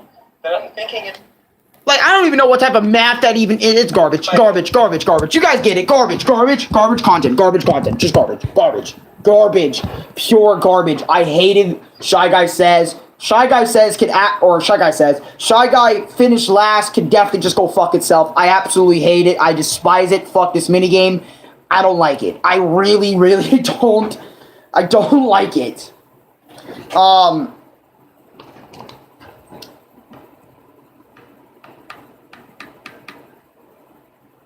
And the reward, you're not going to believe the reward for this was even worse. So, the reward is this. Hear me out. The reward was a fucking collectible. Just a small little collectible you can view in the fucking museum. It wasn't a fucking 20 plus health increase for doing all that shit that stressed me out. It wasn't like anything important, not even like a melody from Thousand Year Door or something. Something that I would actually appreciate and be like, okay, you know what, that's worth replaying.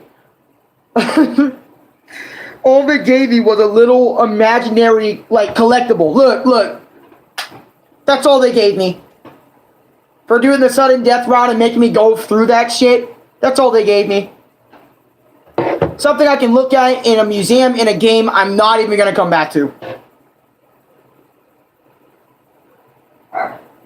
I don't know what to say to that. I really don't know what to say. Yeah.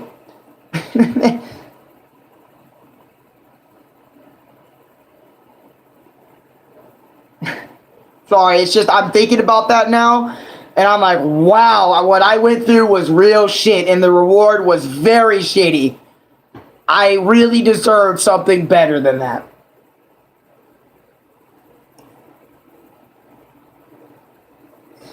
Oh god, and then after that, Bowser Jr. finally got his color back, and we had to fight a mini boss, which was a sumo bro, which was kind of cool before we entered Bowser's castle. Bowser's castle, bro, this castle really got crazy. Bowser Jr. wanting nothing to do but save his dad. All Bowser's minions stormed the castle and took on every origami in the room, having a crazy fight, and we need to get the Chemix key, and I have to go search rooms for it, and I found Luigi, and he gives Bowser's key, but still not Peach's key, but it's very important. And then Olivia got taken by these weird humanoid black things, attacked me, which actually leads to another boss fight.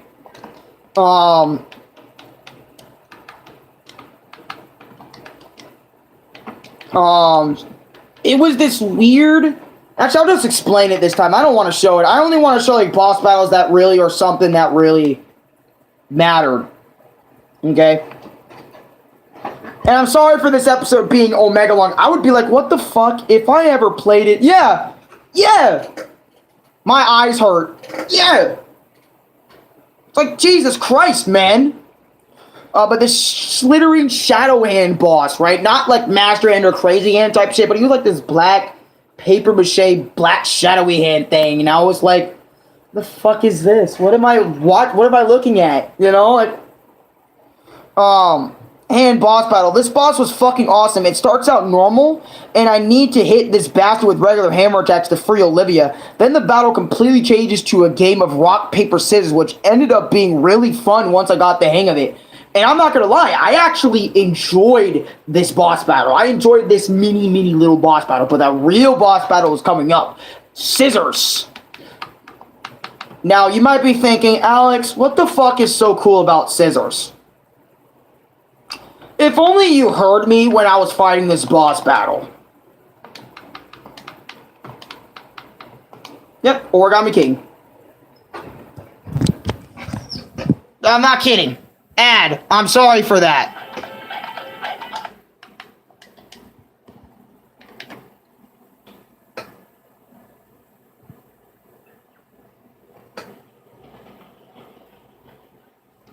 The audio is really fucking shit.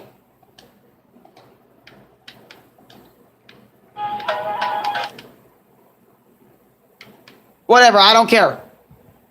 But what is it? This is fucked up. So the scissors boss battle actually took all of Bowser's minions, ripped them up into pieces, and turned them into a Bowser enemy. He took all of their pieces and parts to their bodies, stuck them together to make this thing, which is like that little shell-like thing, and it was weird. Hey, look at it, how monstrous! Yeah, it is kind of monstrous. It's kind of fucked up the scissors even did that. But anyways, let's get to the real boss battle, the scissors. See, my blades have been sheathed. We're on equal footing. I know I'm using some guy's random fucking footage, and he's like making it kind of weird, but...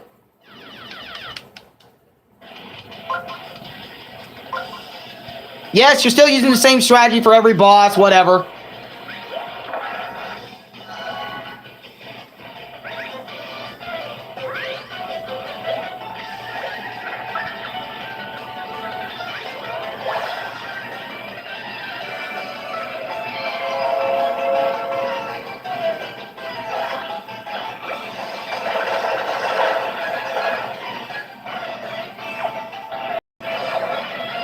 Don't run with scissors. So let me explain why this boss is so intriguing. So he has his one-hit move. His special move slices you in half, and it's a one-hit. I have never had, okay, I never screamed so loud in my life. Every single time he used a special move, I jumped up, screaming my head off, because I was genuinely scared. Okay, this boss is a one-hit killer.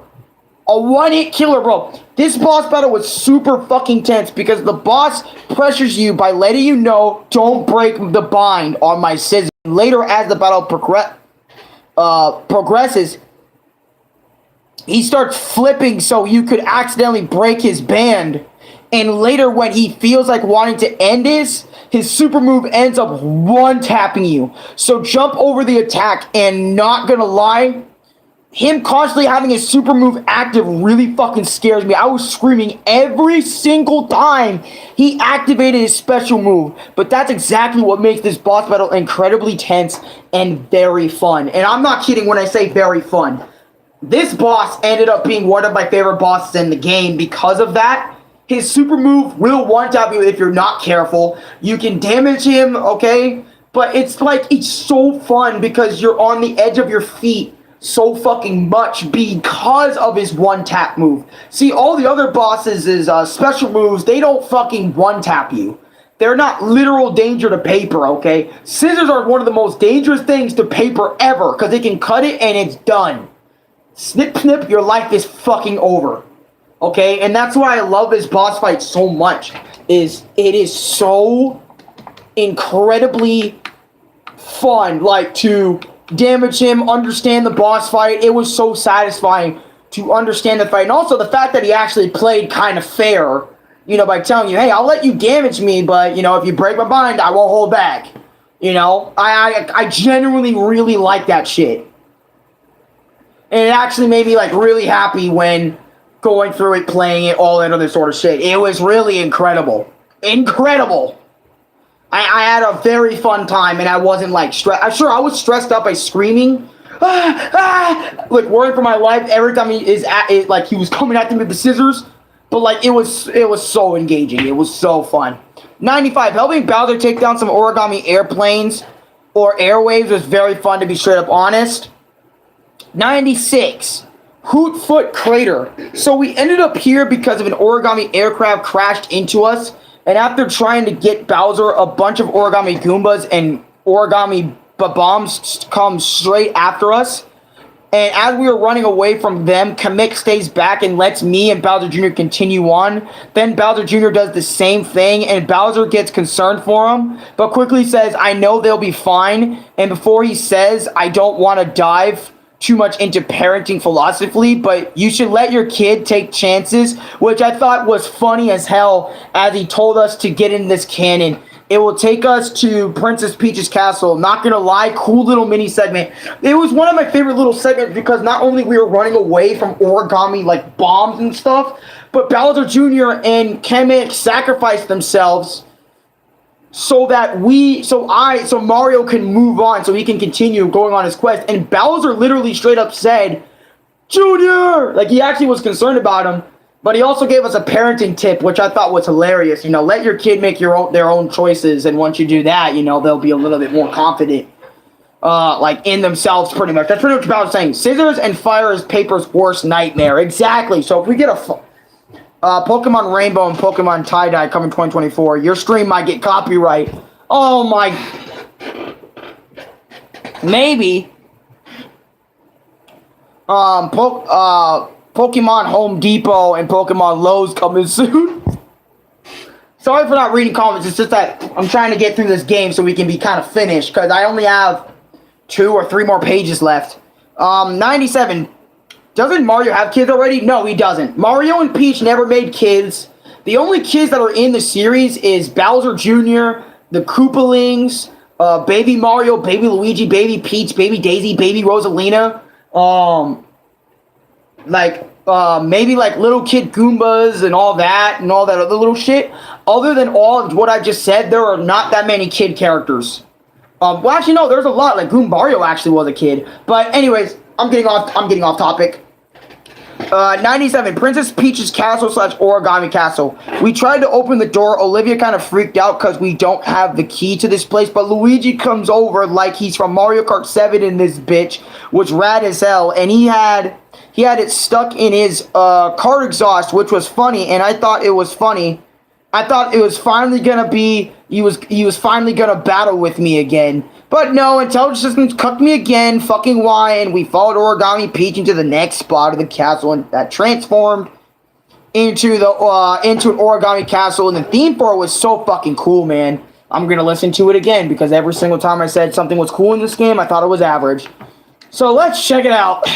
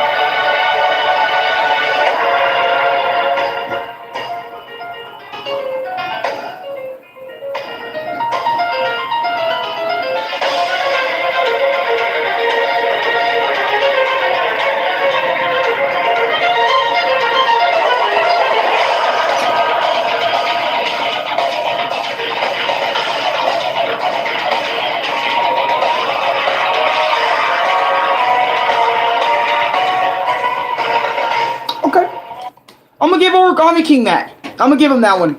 I'm actually gonna genuinely give him that one. That was actually okay.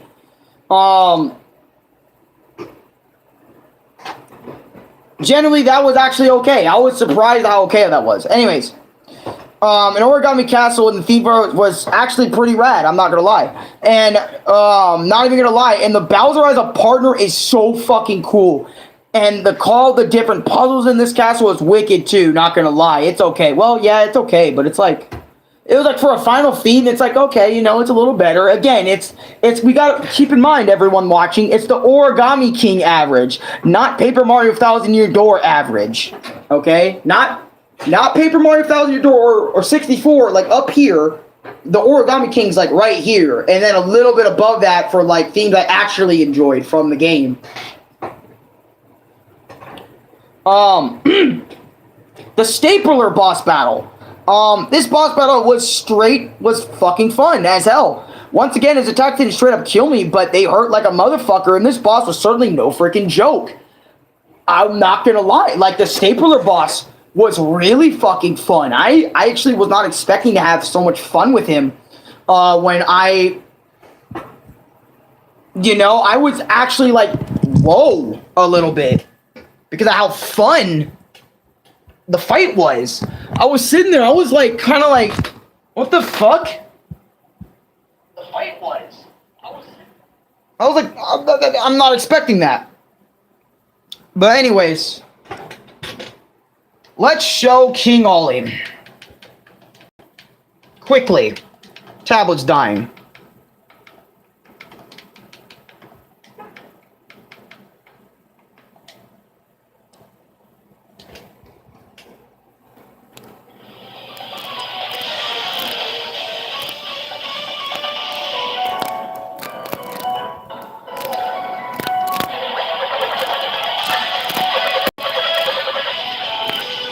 This is phase 1. I'm not kidding. He literally becomes all the elementals, and you have to refight. Pretty much, you have to refight all the value metals all over again. This shit fucking sucked. I'm not gonna lie to you. I hated fighting each and every single one of the elementals. This part was at least different.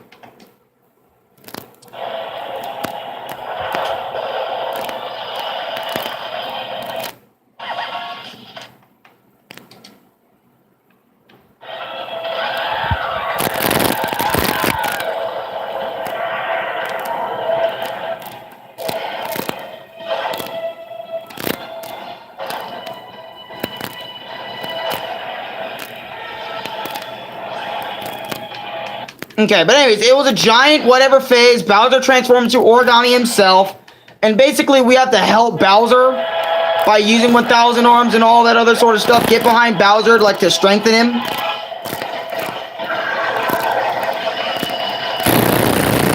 The puzzle, yes, for Bowser, or the puzzle bosses, yes. It's all puzzle-based for all the other bosses, even the final first phase of King Oli. This is the second phase, which is actually different. I enjoyed this more.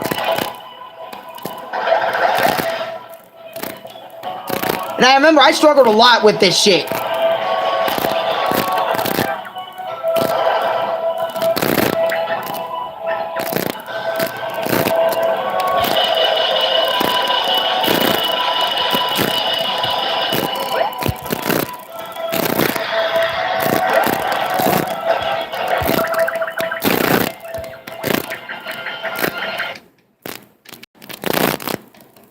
Ugh!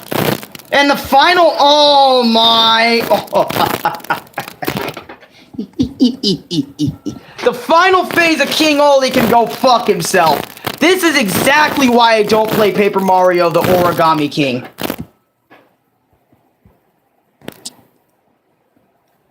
And I'm going to explain why when I put my tablet on the charger.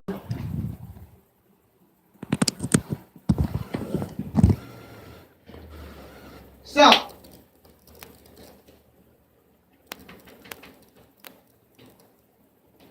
the final battle with King Oli.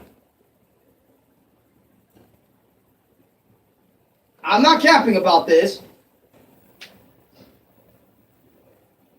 It's a giant puzzle. Okay, I'm sorry. I'm actually genuinely getting mad because I actually remember how much this part... I just remember all of it. I remember all of it. It was awful. Pippa! Hey, Pippa. You want to go in Louie bed? Yeah. Okay. Oh, you... Man, I thought you wanted to... Huh? Trying to finish this legendary episode, Pip. But anyways, so the first phase was him turning into the elementals, right? And you had to fight the Velumentals all over again, which I think is fucking bitch shit. The second phase is, it's a sumo match between Origami Bowser and King Oli, which Bowser's trying to shove him off and shit. And then the third phase is you have to mix this puzzle a few times. And I'm not kidding when I say this. This part absolutely ruined Paper Mario the Origami King for me. Like, in terms of replaying. I won't ever replay the game again because that puzzle to me was so fucking bad. Like, if I had Louie do that puzzle, he'd probably be like, nah, this ain't it. Like, Louie would actually be like, this ain't it. If I showed him what happens. He wanted you up for like 8 hours, my nigga. Did I wake you up? Well, I figured it's the Paper Mario video. So I was gonna be mad in this one regardless.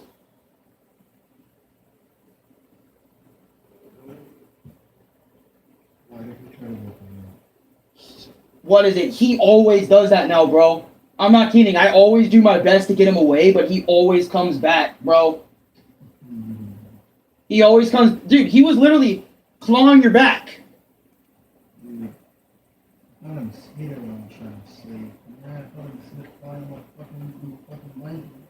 Ew! Like, inside your blanket, it was flying around? Did you kill him? No. Bruh. Damn, dude. So Louie was not only being... No, Louie wasn't up the whole time. Louie was sleeping, or at least trying to sleep. Because you guys know me. When I get passionate about something, I'm passionate about something. Passionate in...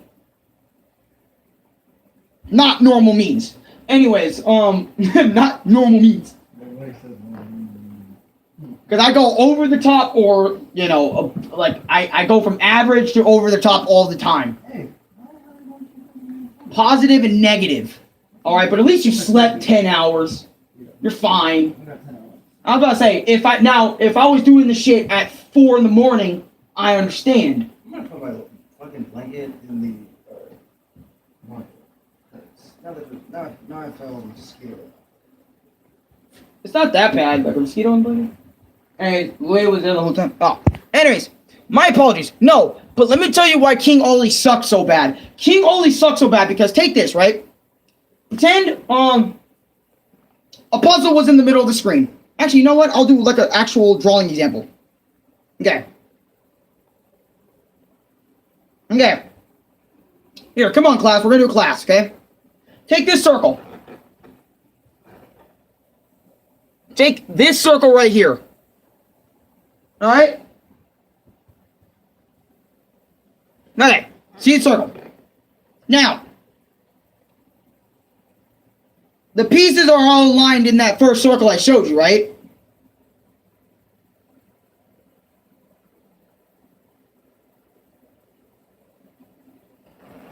Now, figure out how to unscramble all the pieces within small time limits.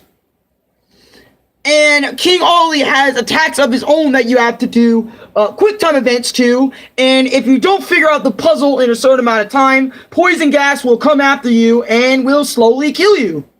So, think about that. You have to figure out a puzzle, figure all of it out in said time limit so you can make King Oli mad. And you have to do this not once, not twice, 3 to 4 times in order to, like, fully move on with the boss battle and shit. Because we're making a pattern, so, whatever, like, it is bullshit.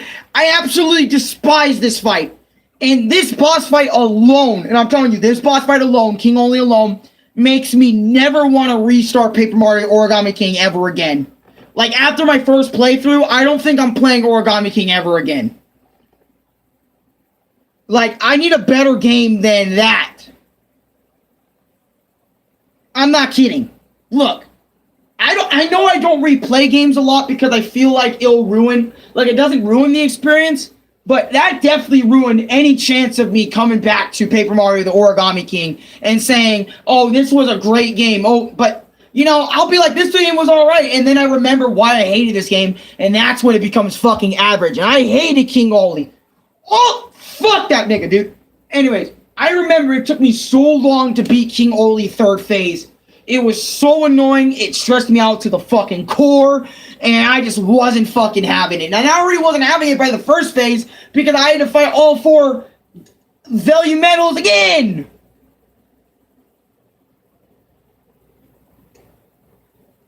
So imagine having to refight all the bosses you literally fought over the course of the entire game, aka the value medals, like the different element value medals, and then have to fight 2 different King Oli fights at the same time after that.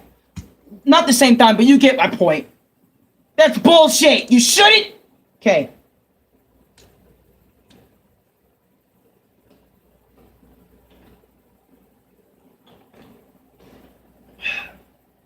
Sorry. Okay? I'm sorry! But let me tell you my final thoughts on Paper Mario the Origami King so I can end this video, for fuck's sake. I do not know how long this stream was. If this stream was 3 hours, I'm surprised this stream was even 3 hours. My final thoughts on Paper Mario the Origami King. Here we go, boys. Finally, the ending of Paper Mario the Origami King, for fuck's sake. Paper Mario the Origami King had way too many emotional twists and turns for me in general. If you ask me, I would tell you, 1 minute I love this game, and the next minute I absolutely hate this game. I had so many twists and turns with the game. I'll give you some examples for y'all right the freak now. Sing Luigi, and I really want him to tag along with me and battle together. Only for my heart to get broken because he always goes away to find another key, or at the end of the game falls in a hole, and that's the end of fucking Luigi's whole entire thing in the game. The plan your arrow system, I really hated this battle system for bosses because every time I felt like a genius for planning my moves out, I get shitted on and I feel like a complete retard. When my plan does work, it feels awesome, but my point from earlier still stands.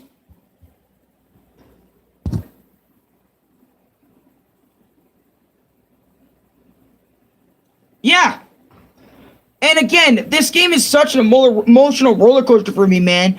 I couldn't be happy playing the game for too long without bullshit happening in between. And that's not okay, Intelligent Systems. I get where you're coming from, trying to appeal both casual and hardcore Paper Mario fans with this entry of this series. And you guys did not okay. You guys failed.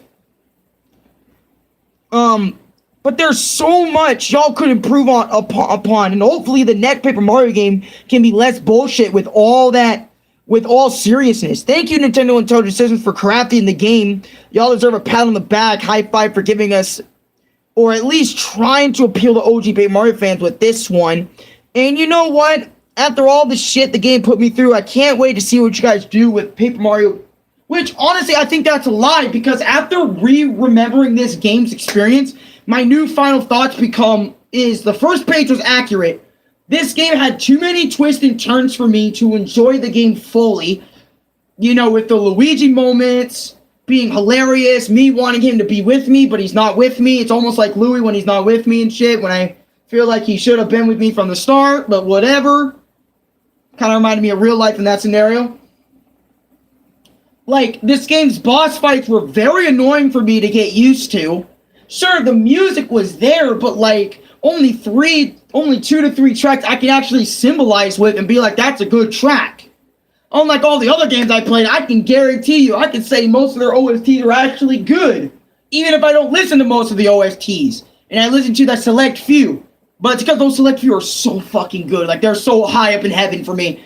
But anyways, my point still stands, is Paper Mario Origami King tried to appeal the casuals and tried to appeal the OG Paper Mario fans, but failed at doing both those things. The ring system is absolutely trash. The no RPG elements of this game is kind of trash. You should have just given us the battle system from the OG games, which would have been nice. And honestly, some of the bosses, yes, the rubber band, the fire elemental, the ice elemental, and the stapler weren't bad bosses. But weren't that bad for me as bosses, but they should have been more unique, not so forgettable as well. The bosses in this game are hella forgettable, other than King Ollie himself, of course, because he's on the main fucking front cover of the game. The places are better, like the exploration in this Paper Mario game is better than probably Color Splash or some shit.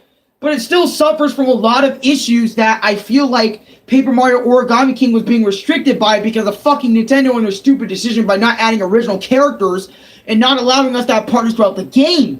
I feel like Paper Mario the Origami King is literally just a game that you will play for the first time and be like, I think that's enough of me playing. After the first playthrough, after you finish it fully, you'll never pick it up again. And the 100% completion requirement is absolutely bullshit. Wait till Louie on the other side of the room hears this one. You have to, in order to 100% this game, you have to collect all the toads, everything, without using a single item in your deck. No hammer items, no fire flower, no none of that shit. Literally all you need, you literally have to beat the game without getting a single game over and only using your base hammer and your base jump attack the whole fucking game. Meaning, the whole game, no hard accessories like the fire elemental, that, like, basically, if you remember the water elemental, like, backward, I had no items. So pretty much that shit, the whole fucking game, without getting a single game over and only using 2 moves in your item deck the whole game through, while collecting all the toads, while collecting everything. And by the way, there's over 300 something toads in this game that you have to collect. All that, everything in the museum, all that shit, for 100% completion of Paper Mario Origami King. And what do you get for it? A star on your profile. Nothing else. No tracks from Thousand Year Door. No tracks from regular Paper Mario. None of that. The 100% completion for this game is not fucking worth it. It's not. I've watched the completionist video on this. I've watched Arlo's video on Paper Mario the Origami King. And you want to know what? Everyone's opinion on this game is basically pretty much the goddamn same. Almost. Actually, no. The completionist's opinion on the game was actually pretty unique. But other than that, this game is a pile of it's a mess. It's trying to appeal to new Paper Mario fans and old Paper Mario fans when it should have just been Paper Mario fans in the first place. Honestly, this is exactly why the Paper Mario community has been split for so fucking long. Is because the devs can't create a game that caters to OG Paper Mario fans that got you to where you're at in the fucking first place. Fuck! And Nintendo only cares about games that kids can play nowadays, which is another big fat fuck you to Intelligent Systems, by the way. And by the way, the partnership I mentioned earlier is also a big reason why this game is just average at best. Ugh. Paper Mario the Origami King is a frustrating pile of a mess of a game. Honestly, I am still very grateful my dad bought the game for me so I can experience this for myself and I can say this shit for myself. But honestly, and the fact that also sucks is that this game doesn't come with profiles. So literally, if you want to create a new file and replay the game, you have to either delete your old file altogether or create a new Nintendo account just to play the game on a second file. Again. Which also sucks. And honestly, compared to Thousand Year Door and the original Paper Mario and Thousand Year Door, Origami King is a step up from Color Splash and Sticker Star, definitely, but it's still not to the level of those OG games. Hell, it's even lower than Super Paper Mario, my nigga, and I haven't even played that shit. And I think it's lower than Super Paper Mario. With all honesty, I think it's lower than Super Paper Mario 2. So, here's how it goes for most people. Thousand Year Door is the best.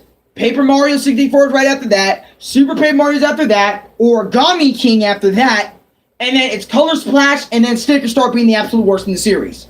That's how it goes for everyone's list of Paper Mario, like, list and rankings from top to bottom. But honestly, I rate this game, and this is my third Paper Mario experience out of all of it. So when I ever do get the Super Paper Mario someday, it'll be my fourth Paper Mario experience. But for now, Origami King is a disappointing 4.5 or 5 out of 10 game for me. God, I am frustrated. I didn't even think this game was going to frustrate me this much. I thought it was just going to be, oh, cool, you got a little episode, you know? I spent about 3 hours on. Anyways, I'm sorry. I'm like ranting now. But anyways, 4.5 out of 10 or 5. If I'm being generous, 5 out of 10. If I'm really going to be critiquing it, actually, I might just drop it to a goddamn 4, to be honest. 4.5 is not enough. I would say 4 out of 10. 4 out of 10 if I'm really wanting to feel shitty and bash the shit out of it. 5 out of 10 if I'm feeling generous. Like on a good day, I'll say Origami King's a 5 out of 10. On a bad day, I will say it's a fucking 4 out of 10. Straight up. 4 or maybe even 3.5. Fuck it. I don't even know. God, but just talking about all the downsides this game has, there's so many downsides compared to positives. You know, realize when I make a My Experience video, most of the time, the negatives and positives always balance each other out. But this time, the negatives just say fuck you to all the positives for the most part of this game. And even the positives can't even stack up to the negatives because the negatives are just that big for the game.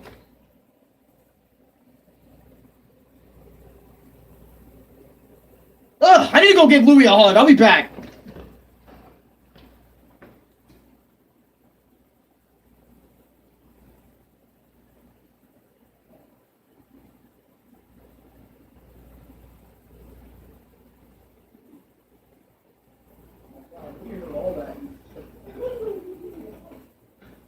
I don't even know what you think of all this, Louie.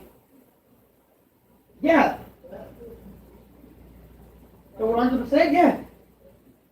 Collect all the toes, collect all the trophies in the museum, collect all the art pieces, and regular jump and hammer attack the whole game. And if you get a game over, you lose out on the entire 100% completion. That's what I'm saying. Get your money back. For some reason, your rating thingy kind of reminds you of your ratings of your Dragon Ball videos. For example, your opinion of the Turn and Power. Yeah. No, my experiences are pretty much like... I mean, it's based off of my opinion, of course. You can like Origami King. You can say it's better than Thousand Year Door all you want. I won't. You might be hella wrong for that, but I won't be like, you know, disrespecting you in public. I'm just kidding. Okay. But get your money back. I can't. I've had the game for more than 3 months. And honestly, I don't want to take my money back because, to be honest, it's an average game, okay? But I'm not going to disrespect my dad like that and be like 3 months after I had it, can you take it back for $2? Fuck that. Fuck that. I would rather keep Paper Mario the Origami King so I can at least have one Paper Mario game in my possession that's physical. You know what I mean? Fuck it. And this was months ago, people. This was eons ago. But yeah, and I beat it June 13th, 2022. So a few months ago. So Louis knows what I'm talking about. Anyways, he probably heard it sometimes. He was probably at work. But I'm still grateful my dad gave me the game. Like, this was the first week he started working, actually. And he gave me, or it was either the first week. I remember it was first week or like around the first week, Dad started getting money from the testing he was doing for the job and stuff. He actually spent money on me. He actually spent money on me to get me a new Switch game. I can't disrespect that and be like, here, Dad, I don't want the game anymore. And even then, I remember day one when I first got it, Dad was like, you want me to take it back if you don't like it? And I was like, no, I like it. I'm going to fucking play it. Okay, but after hearing my opinion now it's like, holy fuck, Alex. Yeah, take it back, get your money back. But it's like, no, I don't want to because I feel like it'll be disrespectful to my dad. Yeah, I can't take it back anyway. It's been 3 months. June, July, August. Oh, I can't do months. Okay, look, but you get my point. It's been longer than 3 months I had it. I like Dragon Ball Super, but I ain't going to literally ape shit on you for it. Hey, if you like Dragon Ball Super, I totally won't go ape shit on you in public. I'm just... But literally, okay. But anyways, that's my overall thoughts on Origami King. A frustrating mix between Paper Mario the Origami King. A frustrating, a very infuriating, like a very it's not even mixed, it's more frustrating. A very frustrating experience. Like, if you want a Paper Mario game that's gonna frustrate you to the fucking core, get this game. I'm serious. Get this game if you want to be absolutely frustrated. If you hate your life enough, play Paper Mario the Origami King, okay? I'm just kidding. You can...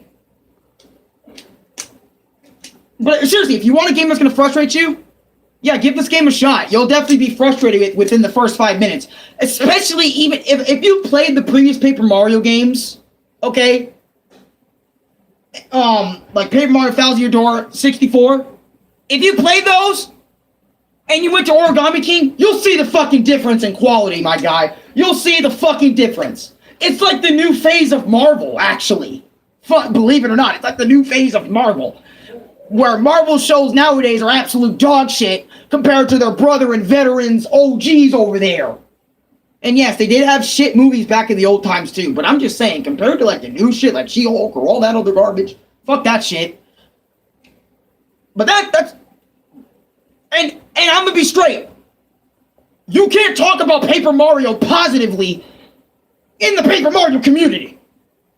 And I'm not kidding. This community is so split. It makes the Sonic community split look bad. Okay? It is so bad. The Paper Mario community is so split and it's so bad. To the point. What's up, Renee? How you doing? It is so bad to the point. If you're a newer Paper Mario fan, hey, I'm gonna tell you this. If you're a fan of newer Paper Mario and you come to this video and you tell me you're being too harsh on Paper Mario, bitch, did you play the original games or did you start with the newer joints? Go play the older joints and then come talk to me about I'm being too harsh on Paper Mario. It's just Paper Mario, that's how it is now. And nobody likes it. At least no OG fan likes it. But another part of me did like it because it is a Mario adventure. You know, and you guys know me. I'm obsessed / I love fucking Super Mario. And I love going on mythical adventures with that nigga because he's Mario. Of course I'm gonna like it. Fuck, man. Jesus Christ. If you're happy about something and you want to forget out it, just play this game. Just play this game. Oh God, just play this game. Play Paper Mario, the Origami King. And don't worry, all this rage is not for nothing. Because Donkey Kong Country 2, baby. Literally this Thursday. I'm doing in like Sunday, Monday, Tuesday, Wednesday, Thursday. 5 days, I'll do Donkey Kong. And I'm telling you, I will do Donkey Kong. I ain't missing out on Donkey Kong Country 2. Telling you. Fuck. Ask Louie. I need a doctor. I need a therapist or some shit. Because after what I just did, I feel like I just had a whole therapy session live on stream for 3 hours about Paper Mario the Origami King and how much it frustrated me. Hey, Louie. Oh, never mind. I was going to ask you a stupid question again. Ignore me. But anyways, guys, I hope you enjoyed this shit. I hope you enjoyed me being frustrated, angry, ranting. This really was an emotional roller coaster. Like, actually, no, fuck that. Before I go, I'm gonna say this. But Bomb's sacrifice and Olivia as a character really made me think about my real life. No cap. Alright? Same with the other partners, but I'm just saying, bro. Like, that's crazy how Olivia literally made me think. Not Olivia the pig from Peppa the Pig, you fucking bitches. But anyways, no, I'm just saying, but they really made me think about my life. If you guys watch all the way through, you guys will know what I'm talking about. Because I got real deep. And you guys can see, throughout the entire stream, it was an emotional roller coaster of up and downs. But the fact is, the negatives were just drowning the positives. And the positives could not stack up to negatives. Watch this whole stream and see what happens. I dare you. Watch this whole 3 hours and be like, holy shit, Alec, you right. I'm not kidding. Watch every single Paper Mario the Origami King video ever in your fucking life. And they will tell you, nowhere near 1,000 Year Door, nowhere near Paper Mario 64, nowhere near Super Paper Mario for that fucking matter. I'm telling you that right now. They will literally tell you on the video, not kidding. I literally am not kidding. I'm genuinely serious. I watched almost every origami video ever made. All right, I'm telling you this now. Literally, it's Origami King's okay. At least it's better than Color Splash and Sticker Star. That's literally everyone's opinion, bro. That actually wants the Paper Mario series to succeed. It's literally a step up from the 2 shittiest games in the series. But other than that, it's nowhere near Super or 1,000 Year or regular Paper Mario. God damn. And honestly, I think Intelligent Systems should just make a new series at this point. With their own creative characters, with their own unique shit. I think Paper Mario should either get another game and fix all the issues Origami King had, or just scrap the Paper Mario ordeal altogether and just do a new series. Because holy shit, people are actually deciding to make a Paper Mario game follow-up that isn't Paper Mario, but plays like Paper Mario 1,000 Year Door. A follow-up to that. So, Intelligent Systems, get your shit straight. And also Nintendo, can you let Intelligent Systems do what the fuck they want? And I'm going to say this again. I'm going to close the door. I'm going to close the door because I don't want Louis hearing my ass, okay? Hey, Nintendo, I'm going to be straight. I'm going to be straight with you, bro. I'm going to be straight with you. You know what? I'm going to take the whole fucking shirt off. I'm going to be straight with you, dude. I'm going to be straight with you. I'm going to be straight with you. This is why Sonic is better than you! Sometimes! This is exactly why, and I'm saying this again, I know I'm repeating myself, this is the last thing I'm going to do, and then I'm fucking out. This is exactly why Sonic games, Sonic comics are always better than Mario ones. Because all you want to do is play with your little Mario, play with your little Luigi, play with your little Peach, and like suck the Toad's dicks off all the time. That's all you like to do, Nintendo. Meanwhile, Sonic has a bunch of unique characters, Sonic mechs, everything, bro. Everything good Sonic has? I wish Mario had evil versions of himself in the games that actually stay in the series. I wish Mario had comic books that went crazy in depth with Bowser and shit. I wish Mario had, like new characters coming into his world all the fucking time. I wish Mario had the shit Sonic has. But he doesn't. Because Nintendo's a stingy-ass company that only cares about money ever since Iwata and another nigga passed away. Or left the team. Like my nigga Brendan said. Fuck. And I'm not blaming Origami King for this. I'm blaming Nintendo for this. For their stupid-ass actions. We don't want original characters in our game. We just want to suck the Toad's dicks for 24 hours. Because fuck you, that's why.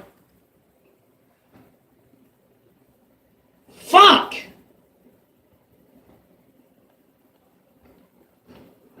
Ugh. Anyway, sorry. I haven't played Genshin Impact, but I've heard of it. I didn't play Paper Mario Origami King, so I can't say so. Not even my little sister liked Genshin Impact. She said she'd rather play Resident Evil. It's just preference at that fucking point, to be honest. Look, I can't play Breath of the Wild because I don't like open world games like that. Alright, I'm sorry. Maybe. Okay, I was thinking about giving Breath of the Wild a fucking chance because it's a Zelda game, and I played Zelda games, but I don't know. I don't know if there'll ever be a game like Ocarina of Time ever again, so I don't know if I'll play any other Zelda game, man. Maybe Twilight Princess, but I have to wait a while for that.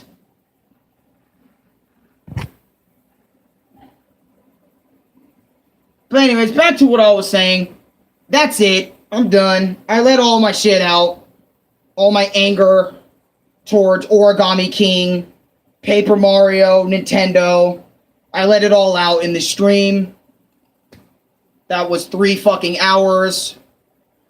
And my stomach hurts now. Oh God. But I seriously love you guys. Thank you so much for watching.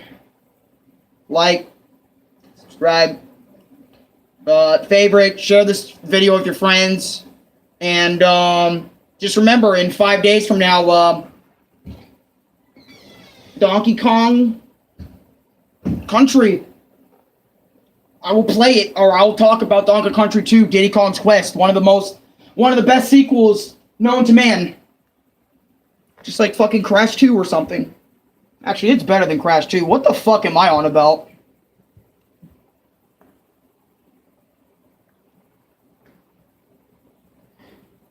Anyways, see you guys in the next one. Peace. And if this stream gets copyrighted by Nintendo, fuck you, Nintendo. Fuck Paper Mario the Origami King. Alex's opinion on Paper Mario the Origami King. Fuck Origami King.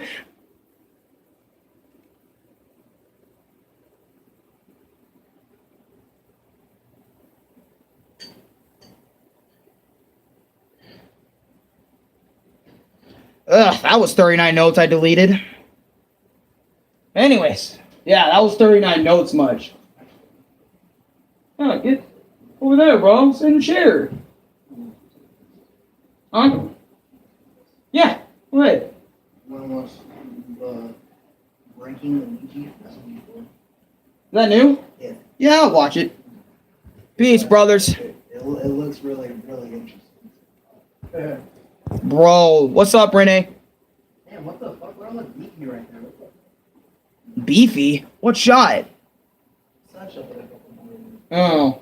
Well, no, that's just a shoulder blade popping out of it. Oh. Yeah. Not that you look beefy. I mean, it kind of did. Kinda. For like a split. This shit was bomb. And by the way, see you next time, Alex. See you Thursday.